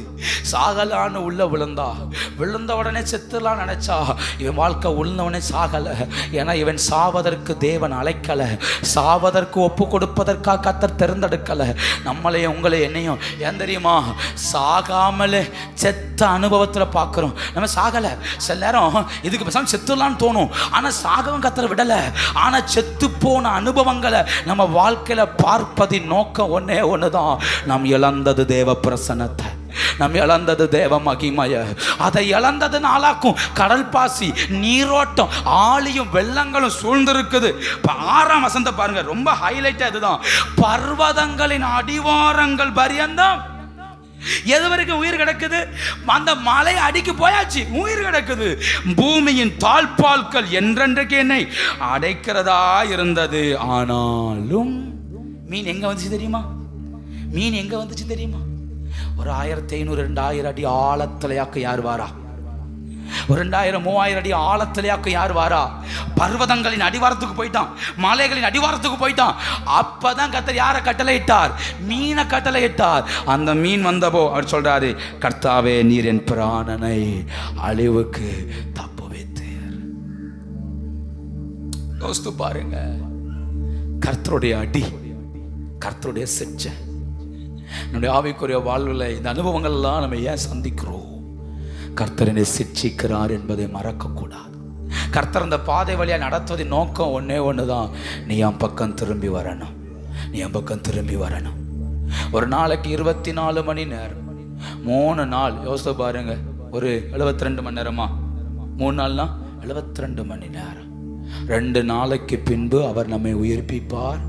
3ஆம் நாளில் நாம் அவருடைய சமூகத்தில் பழைத்திருப்போம். இழந்தது 1 நிமிஷம், போராட வேண்டியது 72 மணி நேரம். தூக்கத்திலிருந்து எழும்புனா கூட உள்ளஞ்சொல்லும், உங்க பிரசன்னம் வேணும்ப்பா. தூக்கத்திலிருந்து எழும்புனா கூட இருதயம் தேடும், நான் உங்களை இழந்துட்டேனேப்பா. பிரசன்னத்தை இழப்பது 1 நிமிஷம். இயேசுவை தொலைத்தது 1 நிமிஷத்தில். இயேசு மரியாளோடு இருப்பார் என்று யோசேப்பு நினைத்தார், இயேசு யோசேப்போடு இருப்பார் என்று மரியாள் நினைத்தார். தொலைத்தது 1 நிமிஷம். அவரை கண்டுபிடித்தது 3 நாளைக்கு பிறகு. 3ஆவது நாளில் யாக்கும் தேவாலயத்தில் இயேசுவை கண்டுபிடித்தார்கள். இயேசு மரித்த போது சரீரத்தை எல்லாரும் பார்த்தது 1 நாள். அவர் எல்லாரும் 1 நாள் புறக்கணித்தார்கள், வேண்டாம். ஆனால் தேவன் அவரை 3 நாள் கழித்து தான் என்ன செய்தார்? 3ஆம் நாளில் அவரை எழுப்பினார். இழப்பது ஈஸி, பெற்றுக்கொள்வது கடினம். இழப்பது ஈஸி, பெற்றுக்கொள்வது கஷ்டம். அதுக்கு விளக்கரையும் சிந்தனும், அதுக்கு போராடணும், அதுக்காய் அழணும், அதுக்காய் கண்ணீர் சிந்த வேண்டியிருக்கும், அதற்காய் தேவ சமூகத்தில் பிரயாசப்பட வேண்டியிருக்கும். இந்த கால வேளையில கர்த்தர் நம்மளை பார்த்து சொல்றாரு, என் பக்கம் திரும்பு, நீ என் பக்கம் திரும்பினா நான் உன்னை கட்டுவேன். என் பக்கம் திரும்பினா உடைய புறப்படுதல் அருணோதயம் போல் இருக்கும். என் பக்கம் திரும்பினா உடைய வல்லமை மகிமையாய் வெளிப்படும். ஆண்டவர் பக்கம் திரும்பணும், இழந்த பிரசனத்தை கேட்கணும். உண்மைதான், அது பேர் தாங்க சிச்சை. நீங்க இழந்தீங்கல்ல பிரசனம், அதுக்கு பேர் தான் சிச்சை. ஏதோ ஒன்று பிடிக்கல கர்த்தருக்கு, அதனால அவர் எதை எடுத்துட்டாரு? பிரசனத்தை எடுத்துட்டாரு. அதை சரி பண்ணா திரும்ப அந்த பிரசனத்தை நமக்கு தர வல்லவராக இருக்கிறார். கரண்ட் பில்லு கட்டலைன்னா வீட்டில் ஃபீஸ் கேரியில் மட்டும் என்ன செய்வானா, ஒரு விட்டு போவான். முழு கரண்டெல்லாம் எடுத்துட்டு போக மாட்டான், முழு கேபிள் முழு லைட் அல்ல மாட்டான். ஒரே ஒரு ஃபீஸ் கேரியில் மட்டும்தான் அதை எடுத்துட்டு போவான். திரும்ப நீங்க போய் ஃபைன் கட்டி அதை சரிப்படுத்திட்டா அந்த ஃபீஸ் கேரியல் கொண்டு வந்து அவனே என்ன செஞ்சிருவான்? சொருவிடுவான். ஒருவேளை நான் என் சொந்த முயற்சியில் ஒரு ஃபீஸை வாங்கி சொருவேன்னு சொன்னா, ஒரு எவ்வளவு லட்சம் ஃபைன் பண்ண முடியுமோ அவ்வளவு லட்சத்துக்கு என்ன செய்வான்? நம்ம தலையில ஃபைனை கட்டுவான். அப்போ சுய முயற்சியில் ஒரு வெளிச்சத்தை நம்மளால வீட்டுக்குள்ள கொண்டு வர முடியாது. தப்பு பண்ணிட்டோம், ஃபைன் கட்ட வேண்டிய நேரத்தில் கட்டல, ஃபைன் ஆயிருச்சு, ஃபீஸை உருவிட்டான். அப்போ கையில காலில் விழுந்தாவது எதை வாங்கணும் சொல்லுங்க? பிரயாசப்பட்டாங்களே எதை வாங்கணும்? இப்ப கால் வழியை பார்க்க முடியாது, இப்ப இடுப்பு வழியை பார்க்க முடியாது, இப்ப தலைவலியை பார்க்க முடியாது. எதை வாங்கி ஆகணும்? ஃபீஸப்பா வாங்கி தான் ஆகணும். இப்போ ஆட்டோல போகவா பஸ்ல போகவா யோசிக்க முடியாது, போய்தான் ஆகணும், வாங்கிதான் ஆகணும். ஏன்னா அவன் ஃபீஸை உருவிட்டு போனதுனால நான் கரையம் செலுத்த வேண்டி இருக்கிறது. இந்த கால வேளையில தேவன் நம்மை சிட்சிக்கிறார். எதற்காக தெரியுமா?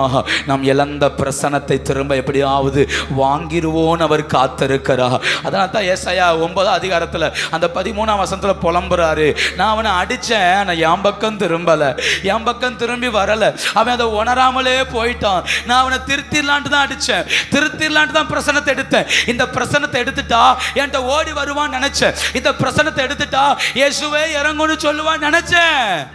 ஆனா அவனோ திருந்தாம போயிட்டானே. கர்த்தர் வேதனைப்பட்டா. ஓசியா சொல்றாரு, இல்ல நம்ம திரும்புவோம், கர்த்தர் நம்மளை உயிர்ப்பிப்பா. ஓசியா சொல்றாரு, நம்முடைய ஆண்டவர் நல்லவர், நம்மளை 2-3 நாளையில எப்படியாவது எழுப்பிடுவார், 3 நாளையில எப்படியாவது உயிர்ப்பிச்சிருவார். என் தெரியுமா? அவர் நம்மளை கட்டி எழுப்புவதில் உண்மை உள்ளவராய் இருக்கிறார். ஆமென். ஹல்லேலூயா. சந்தோஷமாய் ஹல்லேலூயா. ஓடுகிறேன் நான், ஓடுகிறேன் என் இயேசுவுக்காய் நான் ஓடுகிறேன். சொல்லுங்க பார்க்கலாம். ஓடுகிறேன் நான், ஓடுகிறேன் என் இயேசுவுக்காய் நான் ஓடுகிறேன். அல்லேலூயா, அல்லேலூயா, அல்லேலூயா, அல்லேலூயா, அல்லேலூயா, அல்லேலூயா, அல்லே. சொல்லுங்க, ஓடுகிறேன், ஓடுகிறேன். கவலவ சந்தனாதரா என் இயேசுவுக்கா நான் ஓடுகிறேன், ஓடுகிறேன், நான் ஓடுகிறேன். என் இயேசுவுக்கா நான் ஓடுகிறேன். உனக்கு தெரியுமா, தேவ பிரசன்னத்தை இழக்கும்போ நம்முடைய வாழ்க்கையில் சில சிம்டம்ஸ் இருக்கும். என்ன சிம்டம்ஸ் தெரியுமா? ஓசியாவின் புஸ்தகம் 7ஆம் அதிகாரம் 14ஆம் வசனம். ஓசியா 7:14. படுக்கையில் அலறுகிற போது போதுங்க. எதுல அலறுவார்களா? பேசுங்க, எதுல அலறுவார்கள்? இந்த வார்த்தையை வாசித்தீங்களா? ஓசியா 7ஆம் அதிகாரம் 14ஆம் வசனம். அவர்கள் தங்கள் படுக்கைகளில் அலறும்போ, ராத்திரி சொப்பனம் கண்டு அலறி எழும்புறது, ராத்திரி சொப்பனம் கண்டு பயந்து எழும்புறது, ராத்திரி ஏதாவது வியாதி வந்தோ பலவீனம் வந்தோ கலங்கி அடிச்சு அறக்க பறக்க ஓடுவது. இது எதுக்கு தெரியுமா? சிம்டம்ஸ். தேவ பிரசன்னம் எங்கேயோ நம்மளை விட்டு விலகி நிற்குது, விலகி நிற்குது. அதனால தான் பிசாசு நம்மளை கலங்கப்படுத்துகிறான். ஏன்னா இரவில் உண்டாகும் பயங்கரங்கள் பிசாசினால் ஏற்படுத்தப்படுபவைகள். இரவுல ஒரு போராட்டம் வருதுன்னா கண்டிப்பா வீட்டில் ஒருத்தர் தூங்க கூடாது. ஜெபிக்கிறவன் உட்கார்ந்தே ஆகணும். ராத்திரி போராட்டம் 11 மணிக்கு பிறகு 12 மணி பிறகு பிள்ளை தூங்கல, பிள்ளைக்கு பிரச்சனைனா நான் தயவாய் கை குழந்தை வச்சிருந்தாலும் பரவாயில்ல, உங்களுக்கு நான் சொல்ற காரியத்தை புரிஞ்சுக்கோங்க. 11 மணிக்கு பிறகு பிள்ளை அழுதுட்டே இருக்குதா, எழும்பி உட்கார்ந்து கை வச்சு பிள்ளை தலை மேல வச்சு ஜெபம் பண்ணுங்க. இயேசுவின் நாமத்தினால பிள்ளைக்கு விரோதமாய் போராடுகிற எல்லா அந்தகாரம் மாறட்டும்னு ஒரு வார்த்தை சொல்லிட்டு ஜெபம் பண்ணிட்டு பிள்ளைய படுக்க வைங்க. பிள்ளை தூங்கும். சில நேரம் போராட்டம் யார்கிட்ட வெளிப்படும் தெரியுமா? உங்க கை குழந்தைகிட்ட வெளிப்படும், உங்க பிள்ளைகிட்ட வெளிப்படும். அது ராத்திரி பயப்படும், ராத்திரி தூங்க நடுங்கும், ராத்திரி அதுக்கு கண்ணுகளுக்கு வித்தியாசம் தெரியும். அதை காணும்போ புரிந்து கொள்ளணும், நாம் தரப்புல நிற்க வேண்டிய நேரம் வந்தாச்சு. ஹல்லேலூயா. வீட்டில் யாருக்கு பலவீனம் இருக்குதோ அவங்கள ராத்திரி பிசாசு தாக்கும். அவங்ககிட்ட வந்து ராத்திரி போராடும். பலமுள்ளவன்ட்ட போராடாது, பலவீனமான ஒருத்தன்ட்ட போராடும். அப்படி போராடும்போ பலம் உள்ளவன் புரியணும், இப்ப நான் தரப்புல நிக்கணும், இப்ப நான் ஜெபிக்கணும், இப்ப தேவ பிரசன்னத்துக்கான போராடணும். ஏன் தெரியுமா? ராத்திரி என் வீட்டுக்குள்ள ஒரு போராட்டம் நடக்கும்போ அந்த நபர் தூங்கும் வரையில், அந்த நபர் நல்ல ரெஸ்ட் எடுக்கும் வரையிலும் என் கண்களுக்கு நித்திர வரக்கூடாது. என் ஜெபம் விழித்தே இருக்கணும். என் தெரியுமா? படுக்கையில் அலறும்போ நான் கர்த்தரை தேடணும். அந்த ஓசியா 7ஆம் அதிகாரம் 14ஆம் வசனத்தில் அவர் என்ன சொன்னார் தெரியுமா? படுக்கையில் அலறும்போ தங்கள் இருதயங்களில் என்னை நோக்கி கூப்பிடுறதில்ல. அவன் அலறான். ராத்திரி ஆனா பயப்படுறான், ராத்திரி ஆனா கஷ்டப்படுறான். சொப்பனங்கள் அவன் கண்களுக்கு வித்தியாசமா தெரியுது, பயப்படுறான். ஏதோ சத்தம் கேட்குது, இதெல்லாம் ஏதோ நடக்குதுன்னு தெரியுது. தெரிந்த பிறகு நம்ம சும்மா இருந்தோம்னா கர்த்தர் சொல்றாரு, ஏய் நீ கூப்பிடுவன்ட்டு தான் இதை செஞ்ச, நீ கூப்பிடுவன்ட்டு தான் செஞ்சு பார்த்த, ஆனா இப்ப கூட நீ என்ன செய்யல, கூப்பிடல. ஆனா அடுத்த வார்த்தை பாருங்க, தானியத்துக்காகவும் திராட்சை ரசத்துக்காக. இவன் ராத்திரி ஜோமனை உட்காந்தா எனக்கு தேவைய சந்தையும் சாப்பாட்டு தாரும் கடனை மாற்றும் இந்த லூசு பயிட்ட பிரசனை இல்லைன்னு சொல்லி சொன்னா இவன் உட்காந்து ஜோமன்றான். தானியத்துக்காகவும் சொல்லுங்க, தானியத்துக்காகவும் திராட்சை ரசத்துக்காக ராத்திரி ஜோமனப்படாது. அதெல்லாம் காலையில் கேட்கணும் ஆண்டவர்கிட்ட, இன்னைக்கு தேவையான படி எனக்கு அளந்து போடும் ஆண்டவரேன்னு காலையில் கேட்கணும். ராத்திரி போராடணும், ராத்திரி யுத்தம் பண்ணுற நேரங்க. ராத்திரி உட்காந்து தேவைக்காக என் தேவையை சந்தியும், என் குடும்பத்தை சந்தியும், அதெல்லாம் ரெண்டாவது. அதில் காலையில் உட்காந்து கேளுங்க, தேவ பிரசன்ன உட்காந்து என் தேவையை சந்தி, என் காரியத்தை பார்த்துக்கோங்கப்பான்னு. அது காலையில் மண்ணா காலையில். ராத்திரி பட்டயத்தை தூக்கிட்டு யுத்த களத்திலையாக்கும் நிற்கணும், யுத்த களத்திலையாக்கும் நிற்கணும். ராத்திரி தேவனோடு போராடணும், ராத்திரி தேவ சமூக. ஆமே, இப்ப நான் தூங்கணும் நினைக்க கூடாது, எனக்கு தூக்கம் முக்கியம் நினைக்க கூடாது. சில நேரங்கள்ல வீட்டில் பலம் உள்ளவர்களுக்கு தூக்க தியாகம் தேவை. ஒருவன் செய்கிற தியாகம் அந்த குடும்பம் முழுக்க இளைப்பாறும், ஒருவன் செய்கிற தியாகம் அந்த வீடு முழுக்க மகிழ்ச்சியா இருக்கும். அப்ப நம்ம புரிந்து கொள்ளணும், நம்ம இளைப்பாறுகிற காலத்துல வாழல, இளைப்பாறுங்காலத்துல வாழல.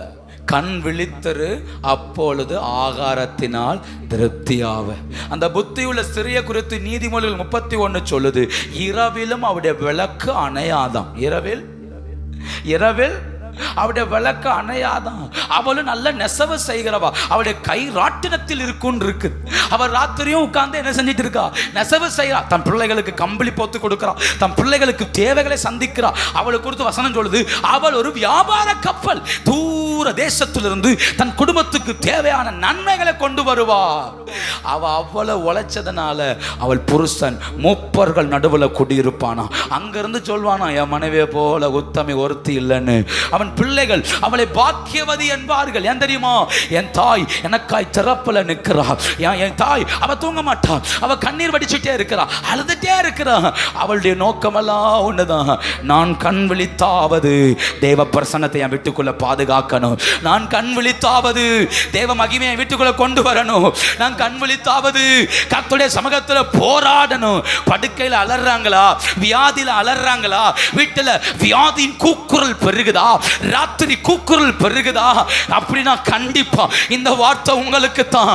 நீங்கள் திறப்புல நிற்க வேண்டிய ஒரு காலத்தில் நிற்கிறீர்கள். நீங்கள் தேவ பிரசன்னத்தை தேட வேண்டிய காலத்தில் நிற்கிறீர்கள்.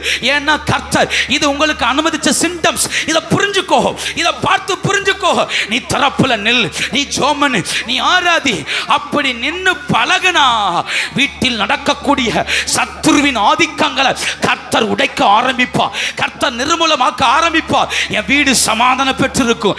என் வீட்டில் படுக்கையின் சத்தம் கேட்காது, படுக்கையில புலம்புற சத்தம் கேட்காது, படுக்கையில அலறுகிற சத்தம் கேட்காது. சில பிள்ளைகள் சொல்லும் தெரியுமா, என்னை விட்டு போயிடாதம்மா, என்னை விட்டு போயிடாத, அங்கிட்டு போயிடாத, என் கிட்டே உட்காரு, என் கிட்டே படுத்துக்கோ, என் கிட்டே உட்காரு. சிலர் பத்தில வீட்டில் வியாதி வந்துட்டா மனைவியை பார்த்து கணவனை பார்த்து போயிடாத, பக்கத்தில் இரு, பக்கத்தில் இரு. இதெல்லாம் பிரசன்னம் இல்லாததின் அலறுதல், இதெல்லாம் மகிமை இல்லாததின் வெளிப்பாடுகள். இதெல்லாம் என் வீடு செத்த நிலையில இருக்கு என்பதின் அடையாளம். இப்ப புரியணும், ஆண்டவரே இது நீர் பீறி போட்டதாக்கும். அப்படியானால் இதை சரி செய்ய ஆண்டவரால மட்டும்தான் முடியும். இப்ப தூக்கத்துக்கு முக்கியம் அல்ல, இப்ப சுகபோகத்துக்கு முக்கியம் அல்ல, இப்ப ஒண்ணுதான், இந்த நிலையை மாற்றும் வரையிலும் நான் போராடி ஆகணும். இந்த நிலையை நான் மாற்றி ஆகணும், இந்த சூழ்நிலையை மாற்றி ஆகணும். என் வீடு சமாதானம் பெற்றிருக்கணும், என் வீட்டில் சமாதானம் இருக்கணும். இல்லையா? யாருக்குமே ஒன்றும் தெரியல, ஆனா ஜெபிக்கிற என் கண்ணுக்கு அசம்பாவிதங்கள் தெரியுது. வீட்டுக்குள்ள சரியில்லைன்னு தோணுதுன்னா கண்டிப்பா தேவ சமூகத்தில் உட்கார்ந்தே ஆகணும், ஜெபிச்சே ஆகணும், போராடி ஆகணும். அதை ஜெயம் எடுக்கும் வரையிலும் போராட்டத்தை விடக்கூடாது, கேட்கணும். உம்முடைய பிரசன்னத்தை அனுப்பும். ஏன் தெரியுமா? அதுதான் என்னை தூக்கி விடும், அதுதான் என்னை தூக்கி விடும். நான் இருக்கிற நிலைகளை விட்டு என்னை வெளியே கொண்டு வரும். ஹல்லேலூயா, சந்தோஷமாய் ஹல்லேலூயா. தேவன் அடிக்கிறார். அவருடைய நோக்கம் ஒண்ணுதான், நம்மளை கொல்லுவதல்ல அவர் நோக்கம். நம்ம அவர் பக்கம் திரும்புவோன்னு எதிர்பார்க்கிறார், அவர் பக்கம் திரும்புவோன்னு அவர் எதிர்பார்க்கிறார். ஆமே, நம்முடைய இருதயம் கர்த்தரோடு இணையும்னு எதிர்பார்க்கிறார். நம்முடைய வாழ்வில் சில மாற்றத்தை உண்டாக்க கர்த்தர் எதிர்பார்க்கிறார். நான் இப்படி யோசிக்கிறேன், சாத்தான் என்னைக்கு யோபுவை சோதிக்கணும்னு நினைச்சானோ அப்பவே ஆண்டவர் முடிவு பண்ணிட்டாரு, இந்த யோபுவை பூமியில் இருக்கிற சகல மனிதனிலும் ரெட்டிப்பா ஆசீர்வதிக்கணும்னு அவர் ஏற்கனவே முடிவு பண்ணிட்டாரு. சாத்தானுடைய நோக்கம் அவன் தூஷிக்கணும், ஆண்டவருடைய நோக்கம் ரெட்டிப்பா ஆசீர்வதிக்கணும். இவன் எல்லக்கிட்டே யார் வரக்கூடாது, சாத்தான் வரக்கூடாது. ஆண்டவர் கொஞ்ச நாள் அனுமதிச்சார், ஆனா அந்த நாட்கள் முடியும் போ யோபுவை தேவன் கையில் எடுத்தார். யோபுடைய வாழ்க்கை கர்த்தர் கையில் எடுத்தார். ஒன்னு தெரியுமா? யோபுவை குறித்து வசனம் சொல்லுது, அவன் தன் நாவினால் தேவனை தூஷிக்கவே இல்லை. கர்த்தர் என்கிட்ட சண்டை போடுறார், கர்த்தர் அடிக்கிறார், கர்த்தர் என்கிட்ட வந்து எதிராளியா நிற்கிறார், நான் என்ன ஒரு சமமான ஆளா, என்கிட்ட வந்து அவர் சண்டை போடுறாருங்கிறார். ஆனா கர்த்தர் சொல்றாரு, என் தாசனாகிய யோபு ஒரு வார்த்தையில கூட பாவம் செய்யல. அவன் எதை காத்து கொண்டான் தெரியுமா? ஒன்னே ஒன்று, என் மீட்பர் உயிரோடு இருக்கிறார், அவருடைய பிரசன்னம் கூட இருக்குது. எனக்கு ஒரே ஒரு வாஞ்சதான், அவரை பார்க்கணும், அவரை பார்க்கணும். என்ன இப்படிலாம் அடிச்சார்ல, அவரை பார்க்கணும். இந்த தோல் எல்லாம் அழுகி ஒன்னொன்னா பொத்து பொத்து விழுந்து வெறும் எலும்பு இருந்தா கூட என் கண்ணுட்டு அவரை பார்ப்பேன். இங்க சதையே இல்லாம எல்லாம் புண்ணுனால அழுகி விழுந்தாலும் இந்த கண்ணை வச்சு இதை வச்சு நான் அவரை என்ன செய்வேன்? பார்ப்பேன். என்னை பார்க்க ஒரு ஏலியன் மாதிரி இருந்தால், என்னை பார்க்க அகோரமா இருந்தால் நான் அவரை பார்ப்பேன். அவரை பார்க்காம சாக மாட்டேன். அவருடைய மகிமையை பார்க்காம போக மாட்டேன். அவருடைய கிருபையை பார்க்காம போக மாட்டேன். அதனால தான் யோபுவை தேவன் சகல ஜனங்கள் நடுவில் இரட்டிப்பாய் ஆசீர்வதித்தார். யோபு சொல்ல, தேவரீ நீ சகலத்தையும் செய்ய வல்லவர். என்னை அடித்தாலும் அணைக்கின்ற அன்பரே, நான் எம்மாத்திரம் ஒரு பொருட்டாய் எண்ணுவதற்கு, நான் எம்மாத்திரம் ஒரு பொருட்டாய் எண்ணுவதற்கு, காயப்படுத்தி கட்டு போடும் கர்த்தரே, காயப்படுத்தி கட்டு போடும் கர்த்தரே, என்னை அடித்தாலும் அணைக்கின்ற அன்பரே, என்னை அடித்தாலும் அணைக்கின்ற அன்பரே. கரம் உயர்த்தி சொல்லுங்க, உமக்கே ஆராதனை என் உயிருள்ள நாளெல்லாம். இந்த கால வேளையில உமக்கே ஹல்லேலூயா, என் உயிருள்ள உமக்கே உமக்கே ஆராதனை. கபாலவா சாந்த என் உயிருள்ள நாளெல்லாம். ஒன்று தெரியுமா? தகப்பன் தான் நேசிக்கிற பிள்ளைய தான் சிட்சிக்கிற, தான் நேசிக்கிற பிள்ளைய தான் அடிக்கிற. அவன் தான் சத்தியத்தை விட்டு விலகனா அடிக்கிற. தான் நேசிக்கிற பிள்ளை பிரசனத்தை இழந்தா அவர் அடிக்கிற. அவருடைய நோக்கம்லாம் ஒண்ணுதான். எபிரேயர் 12ஆம் அதிகாரம் 10ஆம் வசனத்தை வாசித்து பாருங்க. எபிரேயர் 12ஆம் அதிகாரம் 10ஆம் வசனம்.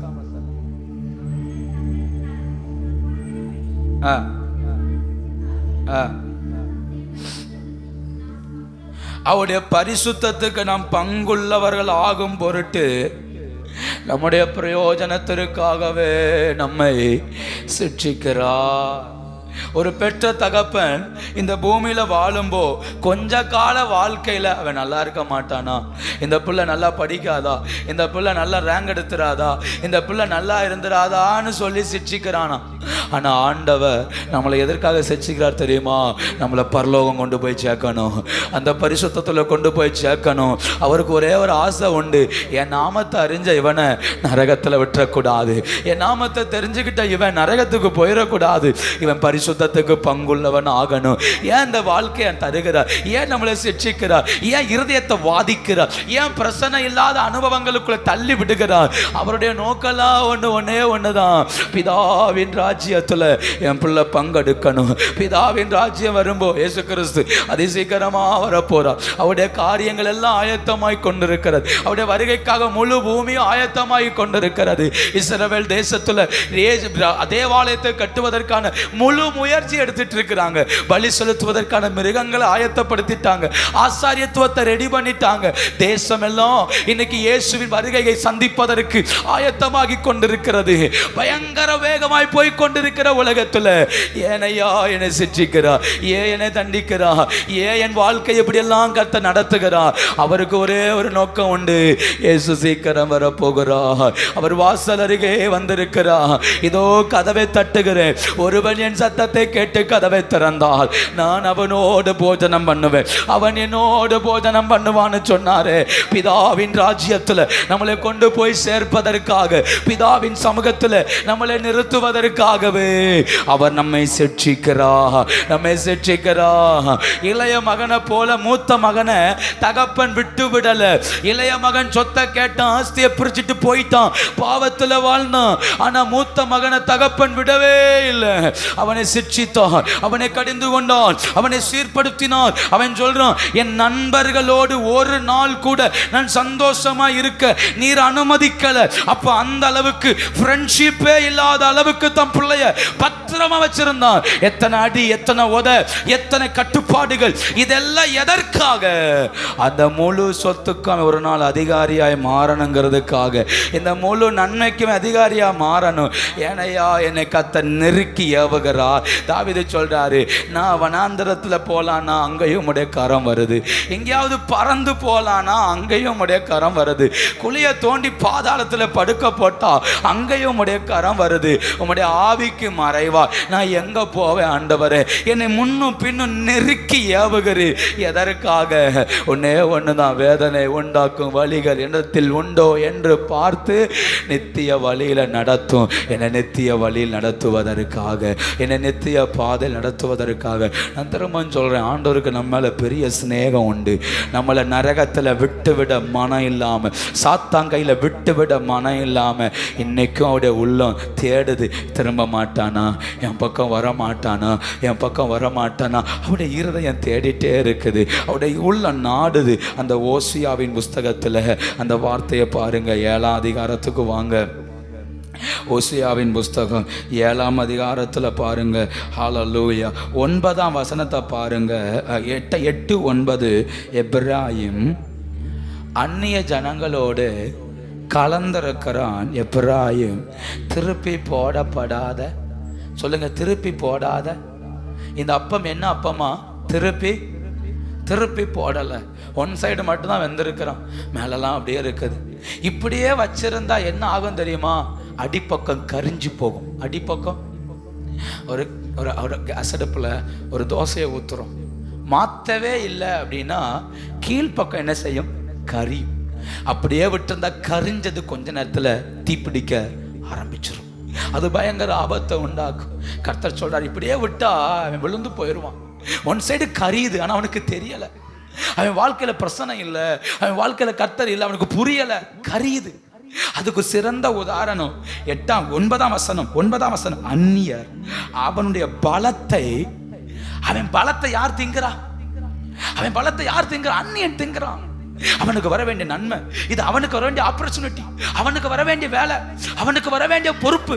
ஆனா இன்னொருத்தன் சாப்பிட்டு போறான், இன்னொருத்தன் பறிச்சுட்டு போறான். ஏன் தெரியுமா? தன்னை திருப்பி போட ஒப்பு கொடுக்கல, தன்னை திருப்பி போட ஒப்பு கொடுக்கல. அந்த கரண்டியை வச்சு திருப்பி போடுறதுக்கு தன்னை அர்ப்பணிக்கல, அந்த நெருப்புகளை வைத்து அப்பத்தை எடுத்து மாத்தி போட அர்ப்பணிக்கல. தன்னை ஒப்பு கொடுக்காததுனால வாழ்க்கை கரிஞ்சு போகுது, கரிஞ்சு. இந்த பண்ணு பிரெட்லாம் செய்யறது பார்த்துறீங்களா? பெரிய ஓவன்ல, பேக்கரியில அவங்க மண்ணில் செஞ்சு ஓவன் வச்சிருப்பாங்க, ஹீட் பண்ணுவாங்க.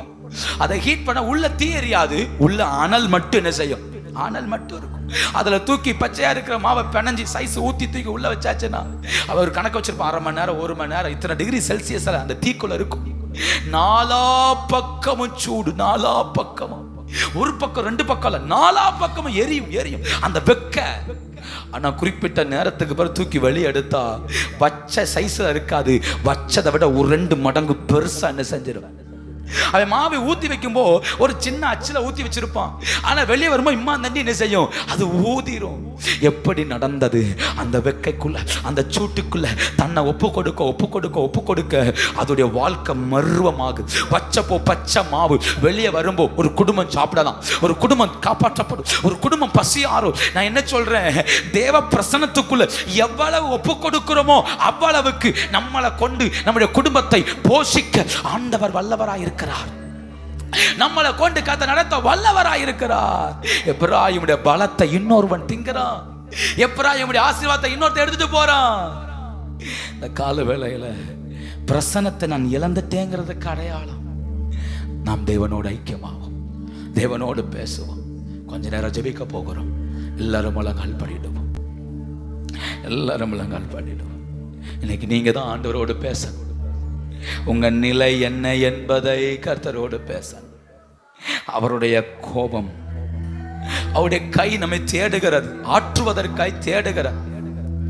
அவருடைய கை நம்மை பலப்படுத்துவதற்காய் தேடுகிறது. அவருடைய கை பீறின நம்மை ஒட்ட வைக்கணும் தேடுது. ஆனா அவருடைய கையில சிக்காம ஓடிட்டே இருக்கிறோமே. அவருடைய கையில சிக்காம ஓடிட்டே இருக்கிறோமே. அவர் நம்மளை குணமாக்கும்படி தேடுகிறார், நம்மளை குணமாக்கும்படி தேடுகிறார். நம்ம வீடு பீறி போடப்பட்டு இருக்கிறார், நம்முடைய வீட்டுல அலறலின் சத்தம் கேட்குது, இருதயமெல்லாம் பாதிக்கப்படுது, பலத்தை இன்னொருவன் திங்குறான். இதெல்லாம் சரிப்படுத்தணும்னு அவர் காத்திருக்கிறார், இதை சரி செய்யணும் அவர் காத்திருக்கிறார். நம்முடைய இருதயமோ தூரமா இருக்குது. இந்த கால வேளையில தேவனே என்ன உயிர்ப்பியோன்னு சொல்லுவீங்களா?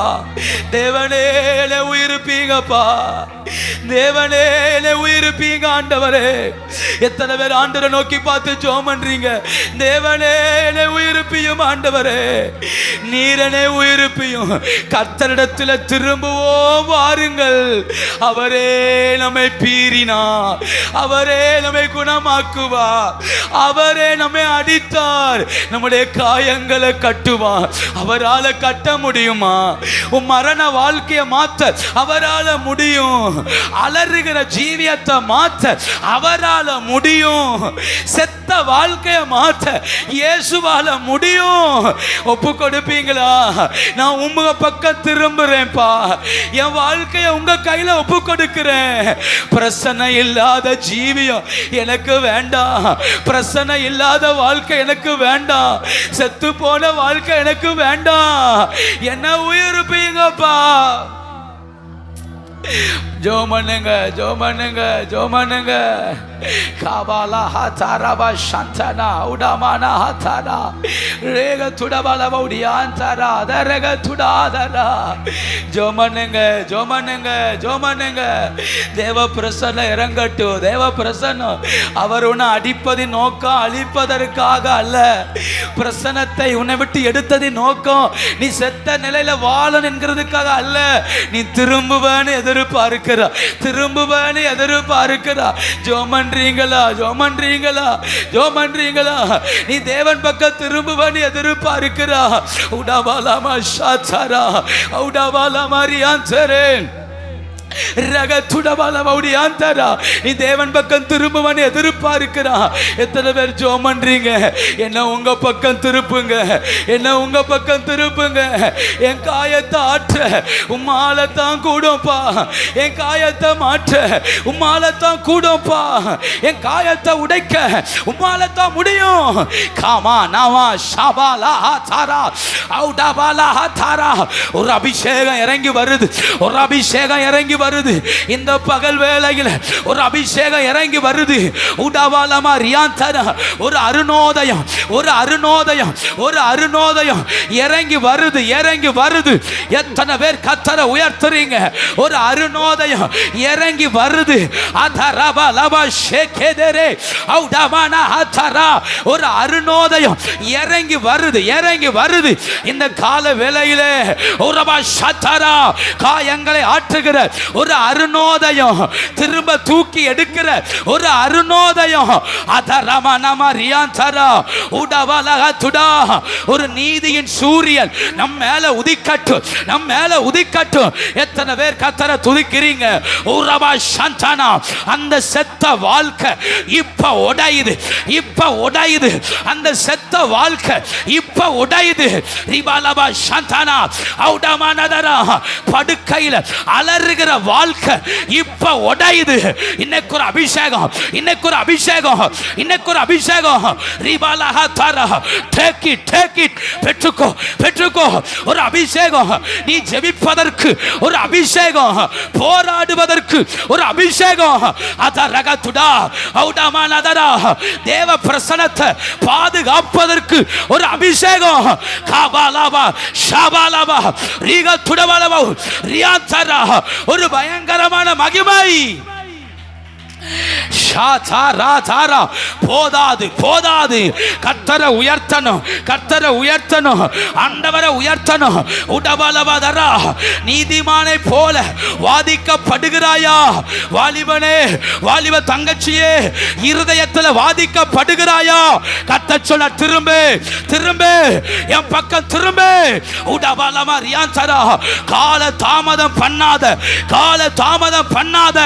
அத ரகத்துடா வாதிக்கப்படுகிற நீ கால தாமதம் பண்ணாத. உன்னை அடிக்கிறவரிடத்தில் திரும்பு, உன்னை சிட்சிக்கிறவரிடத்தில் திரும்பு. அதரபலப ரிவமம சந்தனா அவுடபலஹதரா ரிகதுடபலப உடியாந்தரா. ஒரு பலத்த அபிஷேகம், ஒரு பலத்த அபிஷேகம், ஒரு பலத்த அபிஷேகம். கலஹதரா உரப சந்தனா பற்றி பிடிக்கட்டும், பற்றி பிடிக்கட்டும், இன்னைக்கு பற்றி பிடிக்கட்டும். அதரா அதரா அதரகதுடா அவுடமனகத்தலே இப்ப பற்றி பிடிப்பதாக.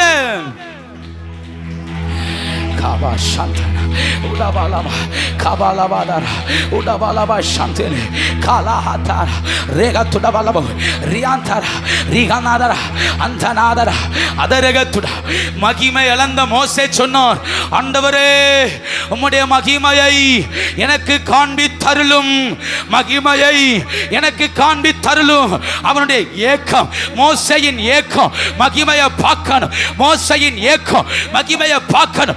எத்தனை பேர் ஏங்குறீங்க?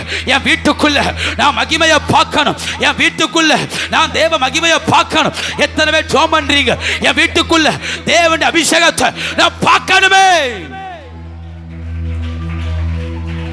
Taraba, Udabalaba, Kabalabadara, Udabalaba Shantele, ஒரு மகிமையான அபிஷேகம்.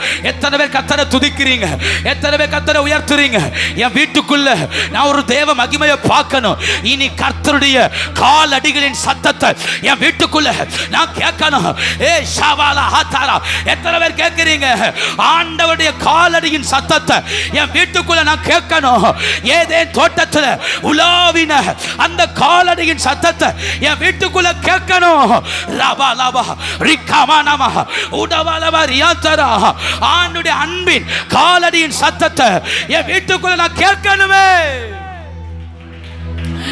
ஷாபாலா உடவலபா கபாலபாலா உடவலபா ரேகா துடவலபாதரா உடவலபா சந்தனா கமானா ஹதரா. ஒரு கை இறங்கி வருகிறது. இந்த கால வேளையில் ஒரு கை இறங்கி வருகிறது. அந்த மரண குழியிலிருந்து தூக்கி எடுக்கிற ஒரு கை, தூக்கி எடுக்கிற ஒரு கை, அந்த மரண குழியிலிருந்து உன்னை தூக்கி எடுக்கிற ஒரு கை. காவாலா பற்றி பிடி, பற்றி பிடிச்சுக்கோ, அந்த கையை பற்றி பிடிச்சுக்கோ. ஆணி பாய்ந்த அந்த கை வருது, ஆணி பாய்ந்த அந்த கை வருது. பற்றி பிடிச்சுக்கோமா ஐயா, பற்றி பிடிச்சுக்கோ. அந்த கை உன்னை காப்பாற்றும், அந்த கை உன்னை காப்பாற்றும். உடபாலதரா, உனக்காய் அடிக்கப்பட்ட கை அது, உனக்காய் அடிக்கப்பட்ட கை அது. எந்த பாவமும் செய்யாம உனக்காய் கல்வாரி சிலுவையில் தொங்கின அந்த கை இறங்கி வருது, இறங்கி வருது. பிடிச்சுக்கோ, பிடிச்சுக்கோ, அந்த கையை பிடிச்சுக்கோ, அந்த கையை பிடிச்சுக்கோ. அது உன்னை நடக்க வைக்கும், உன்னை நடக்க வைக்கும். அந்த குழியில் இருந்து உன்னை தூக்கி எடுக்கும். அந்த வியாதியின் குழியில் இருந்து, அந்த பலவீனத்தின் குழியில் இருந்து, அந்த போராட்டத்தின் குழியில் இருந்து உன்னை தூக்கி எடுக்கிற ஒரு தெய்வ கை, ஒரு தெய்வ கை, ஒரு தெய்வ கை. அத ரமா நமா ரிகா துடாதரா. பிடிச்சுக்கோ, பிடிச்சுக்கோ, பிடிச்சுக்கோ. இயேசுவை பிடிச்சுக்கோ, இயேசுவை பிடிச்சுக்கோ. ரிகாபா லவாதரா. அவரால தான் உன் வாழ்க்கையை மாற்ற முடியும், அவரால தான் உன் செத்த ஜீவியத்தை மாற்ற முடியும். பிடிச்சுக்கோ, பிடிச்சுக்கோ, இயேசுவை பிடிச்சுக்கோ.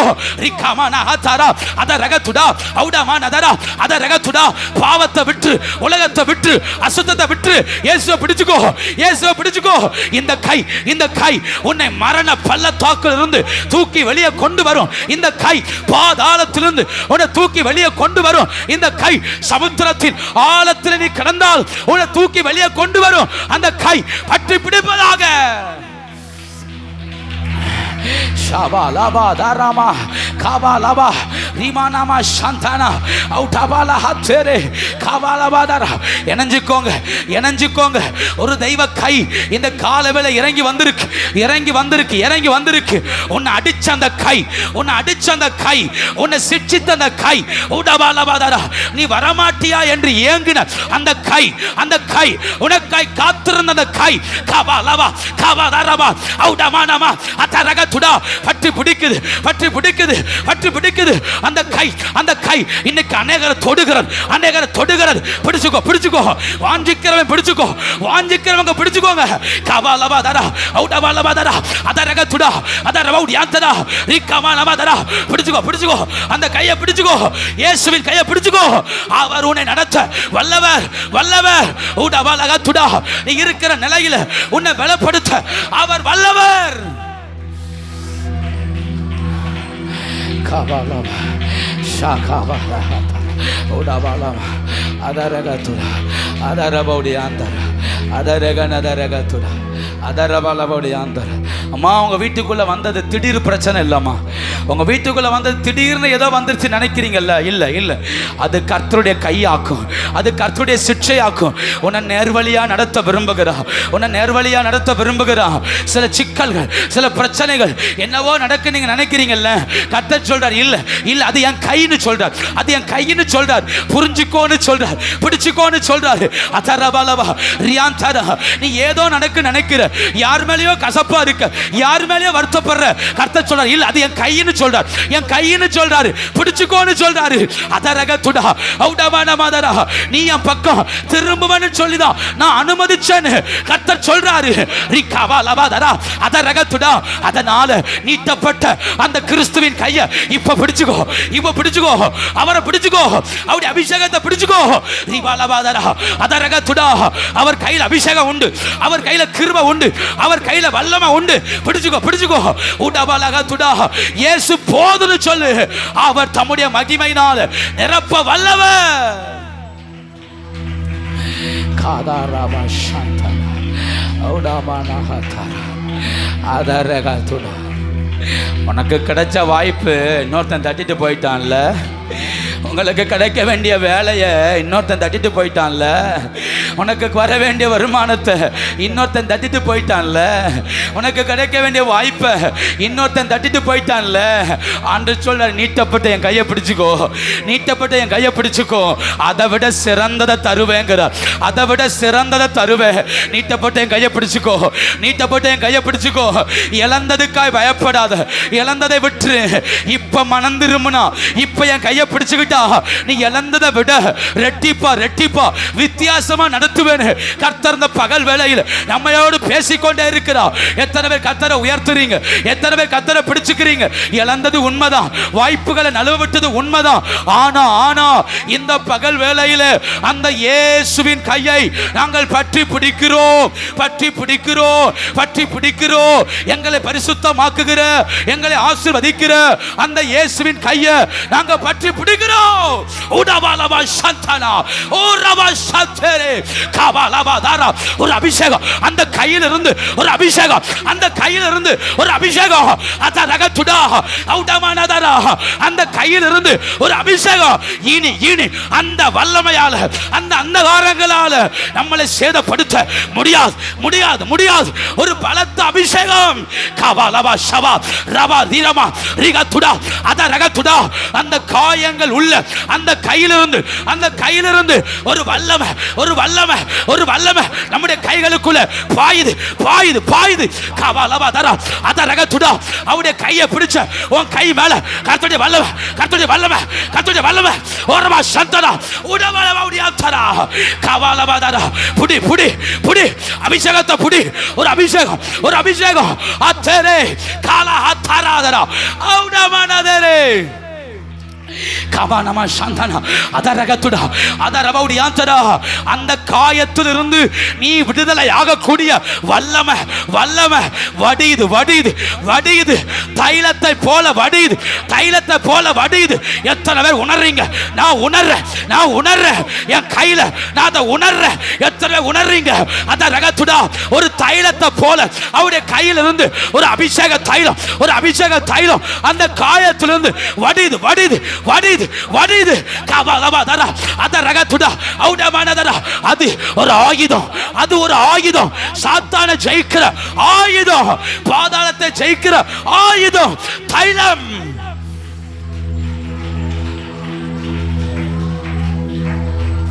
ஷாபா லபாதா ராமா காத்துடாமா ஔடபா சந்தனா கேபாலா ஹத்தரா அதரகதுடா ஔடமானா ஹத்தரா அதரகதுடா வலபௌலியாந்தரா காவானாதரா.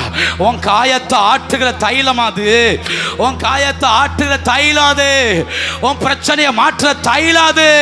காவாலாவாதாரா. இயேசுவின் கையிலிருந்து வடிகிறது. அது உன்னை பீறி போட்ட, உன்னை ஒட்ட வைக்கிற தைலம், ஒட்ட வைக்கிற தைலம். வெட்டப்பட்ட வாழ்க்கைய வளர வைக்கிற தைலம். அதரகதுடா துடா அவுடா செத்தேரே கபாலா தரா ரேக துடாதரா அதரமோ ரியாந்தரா சபையின் மேல பாயுது, சபையில பாயுது, இன்னைக்கு சபையில பாயுது. அந்த கையில இருந்து, அந்த ரெண்டு கையில இருந்து ஒரு தைலம், ஒரு தைலம், ஒரு தைலம் சபைக்குள்ள பாயுது. ரிபாலா தரா அவுடமானக துடாதரா தூக்கி எடுக்கிற தேவனுடைய கைகள்.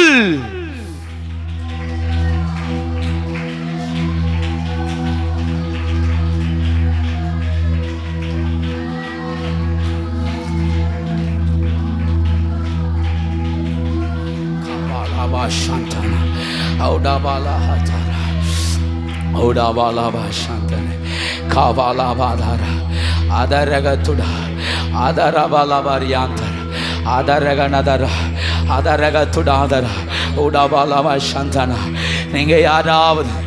வியாதியோடு போராடுவீங்கன்னா, யாராவது நீங்க ஐயா நான் வியாதியோட போராடுறேன், ராத்திரியெல்லாம் போராடுறேன்னு சொல்லுவீங்கன்னா, என்னைக்கு அந்த கையில இருந்து ஒரு தைலம் இறங்கி வருது, அந்த கையில இருந்து ஒரு தைலம் இறங்கி வருது. பெற்றுக்கோ பெற்றுக்கோ பெற்றுக்கோ. அந்த வியாதியின் இடத்துல அந்த கையில இருந்து தைலம் வருது, ஒரு தைலம் வருது. காபாலாபாதாரா உடவாலாபாடியா தாரா பெற்றுக்கோ பெற்றுக்கோ. உன் வியாதியின் இடத்துல கர்த்தருடைய கையில இருந்து ஒரு தைலம் வடிது, ஒரு தைலம் வடிது. அந்த தைலத்துக்கு உன் வியாதியை குணமாக்குற வல்லமை உண்டு, வல்லமை உண்டு. அது சாத்தானின் ஆயுதமா இருந்தாலும் அதை உடைக்கும், அதை உடைக்கும், அதை உடைக்கும். இப்ப சுகம், இப்ப சுகம், இப்ப சுகம். வியாதிப்பட்ட ஒரு சரீரத்துல கர்த்தருடைய கை, கர்த்தருடைய கை, கர்த்தருடைய கை. கபாலபாதரா உடவலபாதரா அதரக துடாதரா.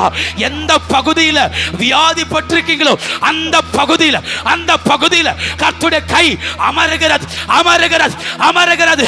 உடவலபௌடியாந்தரா ஓரவா சந்தலே கபாலபாதரா. ஒரு கை, ஒரு கை, ஒரு கை. காதாரா தாரா தேரே உன் பலவீன சரீரத்துல அமருகிறது.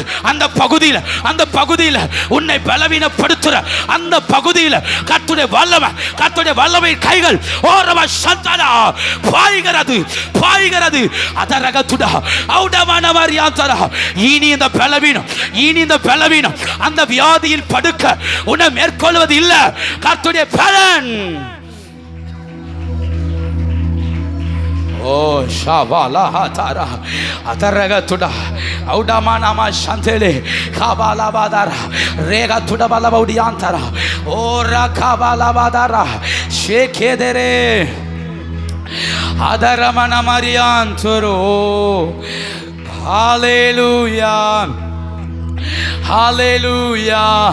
காமானாமாதாரா அவுடபாலபா சந்தனா ரேகா துடபாலபௌடியாந்தரா ரிகாபாலபாதீரா துடாதரா அவுடமானமா சந்தனே. ஒரு தேவ பிரசன்னம் இறங்கி வந்திருக்குது. கர்த்தரை ஸ்தோத்திரம் பண்ணுங்க பார்க்கலாம். ஒரு தேவ பிரசன்னம் இறங்கி வந்திருக்கு, ஒரு மகிமையான தேவ பிரசன்னம்.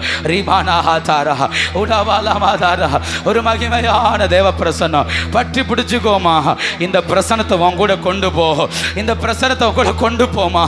உடபாலாமா ரியாந்தரா. ஒரு சால்வை இந்த சபையை மூடி இருக்கு, ஒரு மகிமை சபையை மூடி இருக்கு.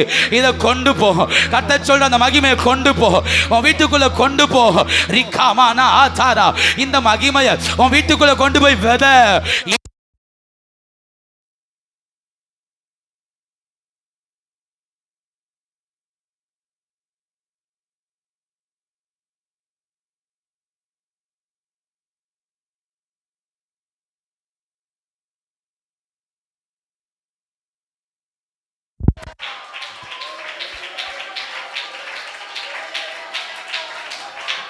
Audamana Shantana Adarega Tudabalabaudiantara காபாலாபாதாரம் ரியாந்தரே அதரக துடாதரா.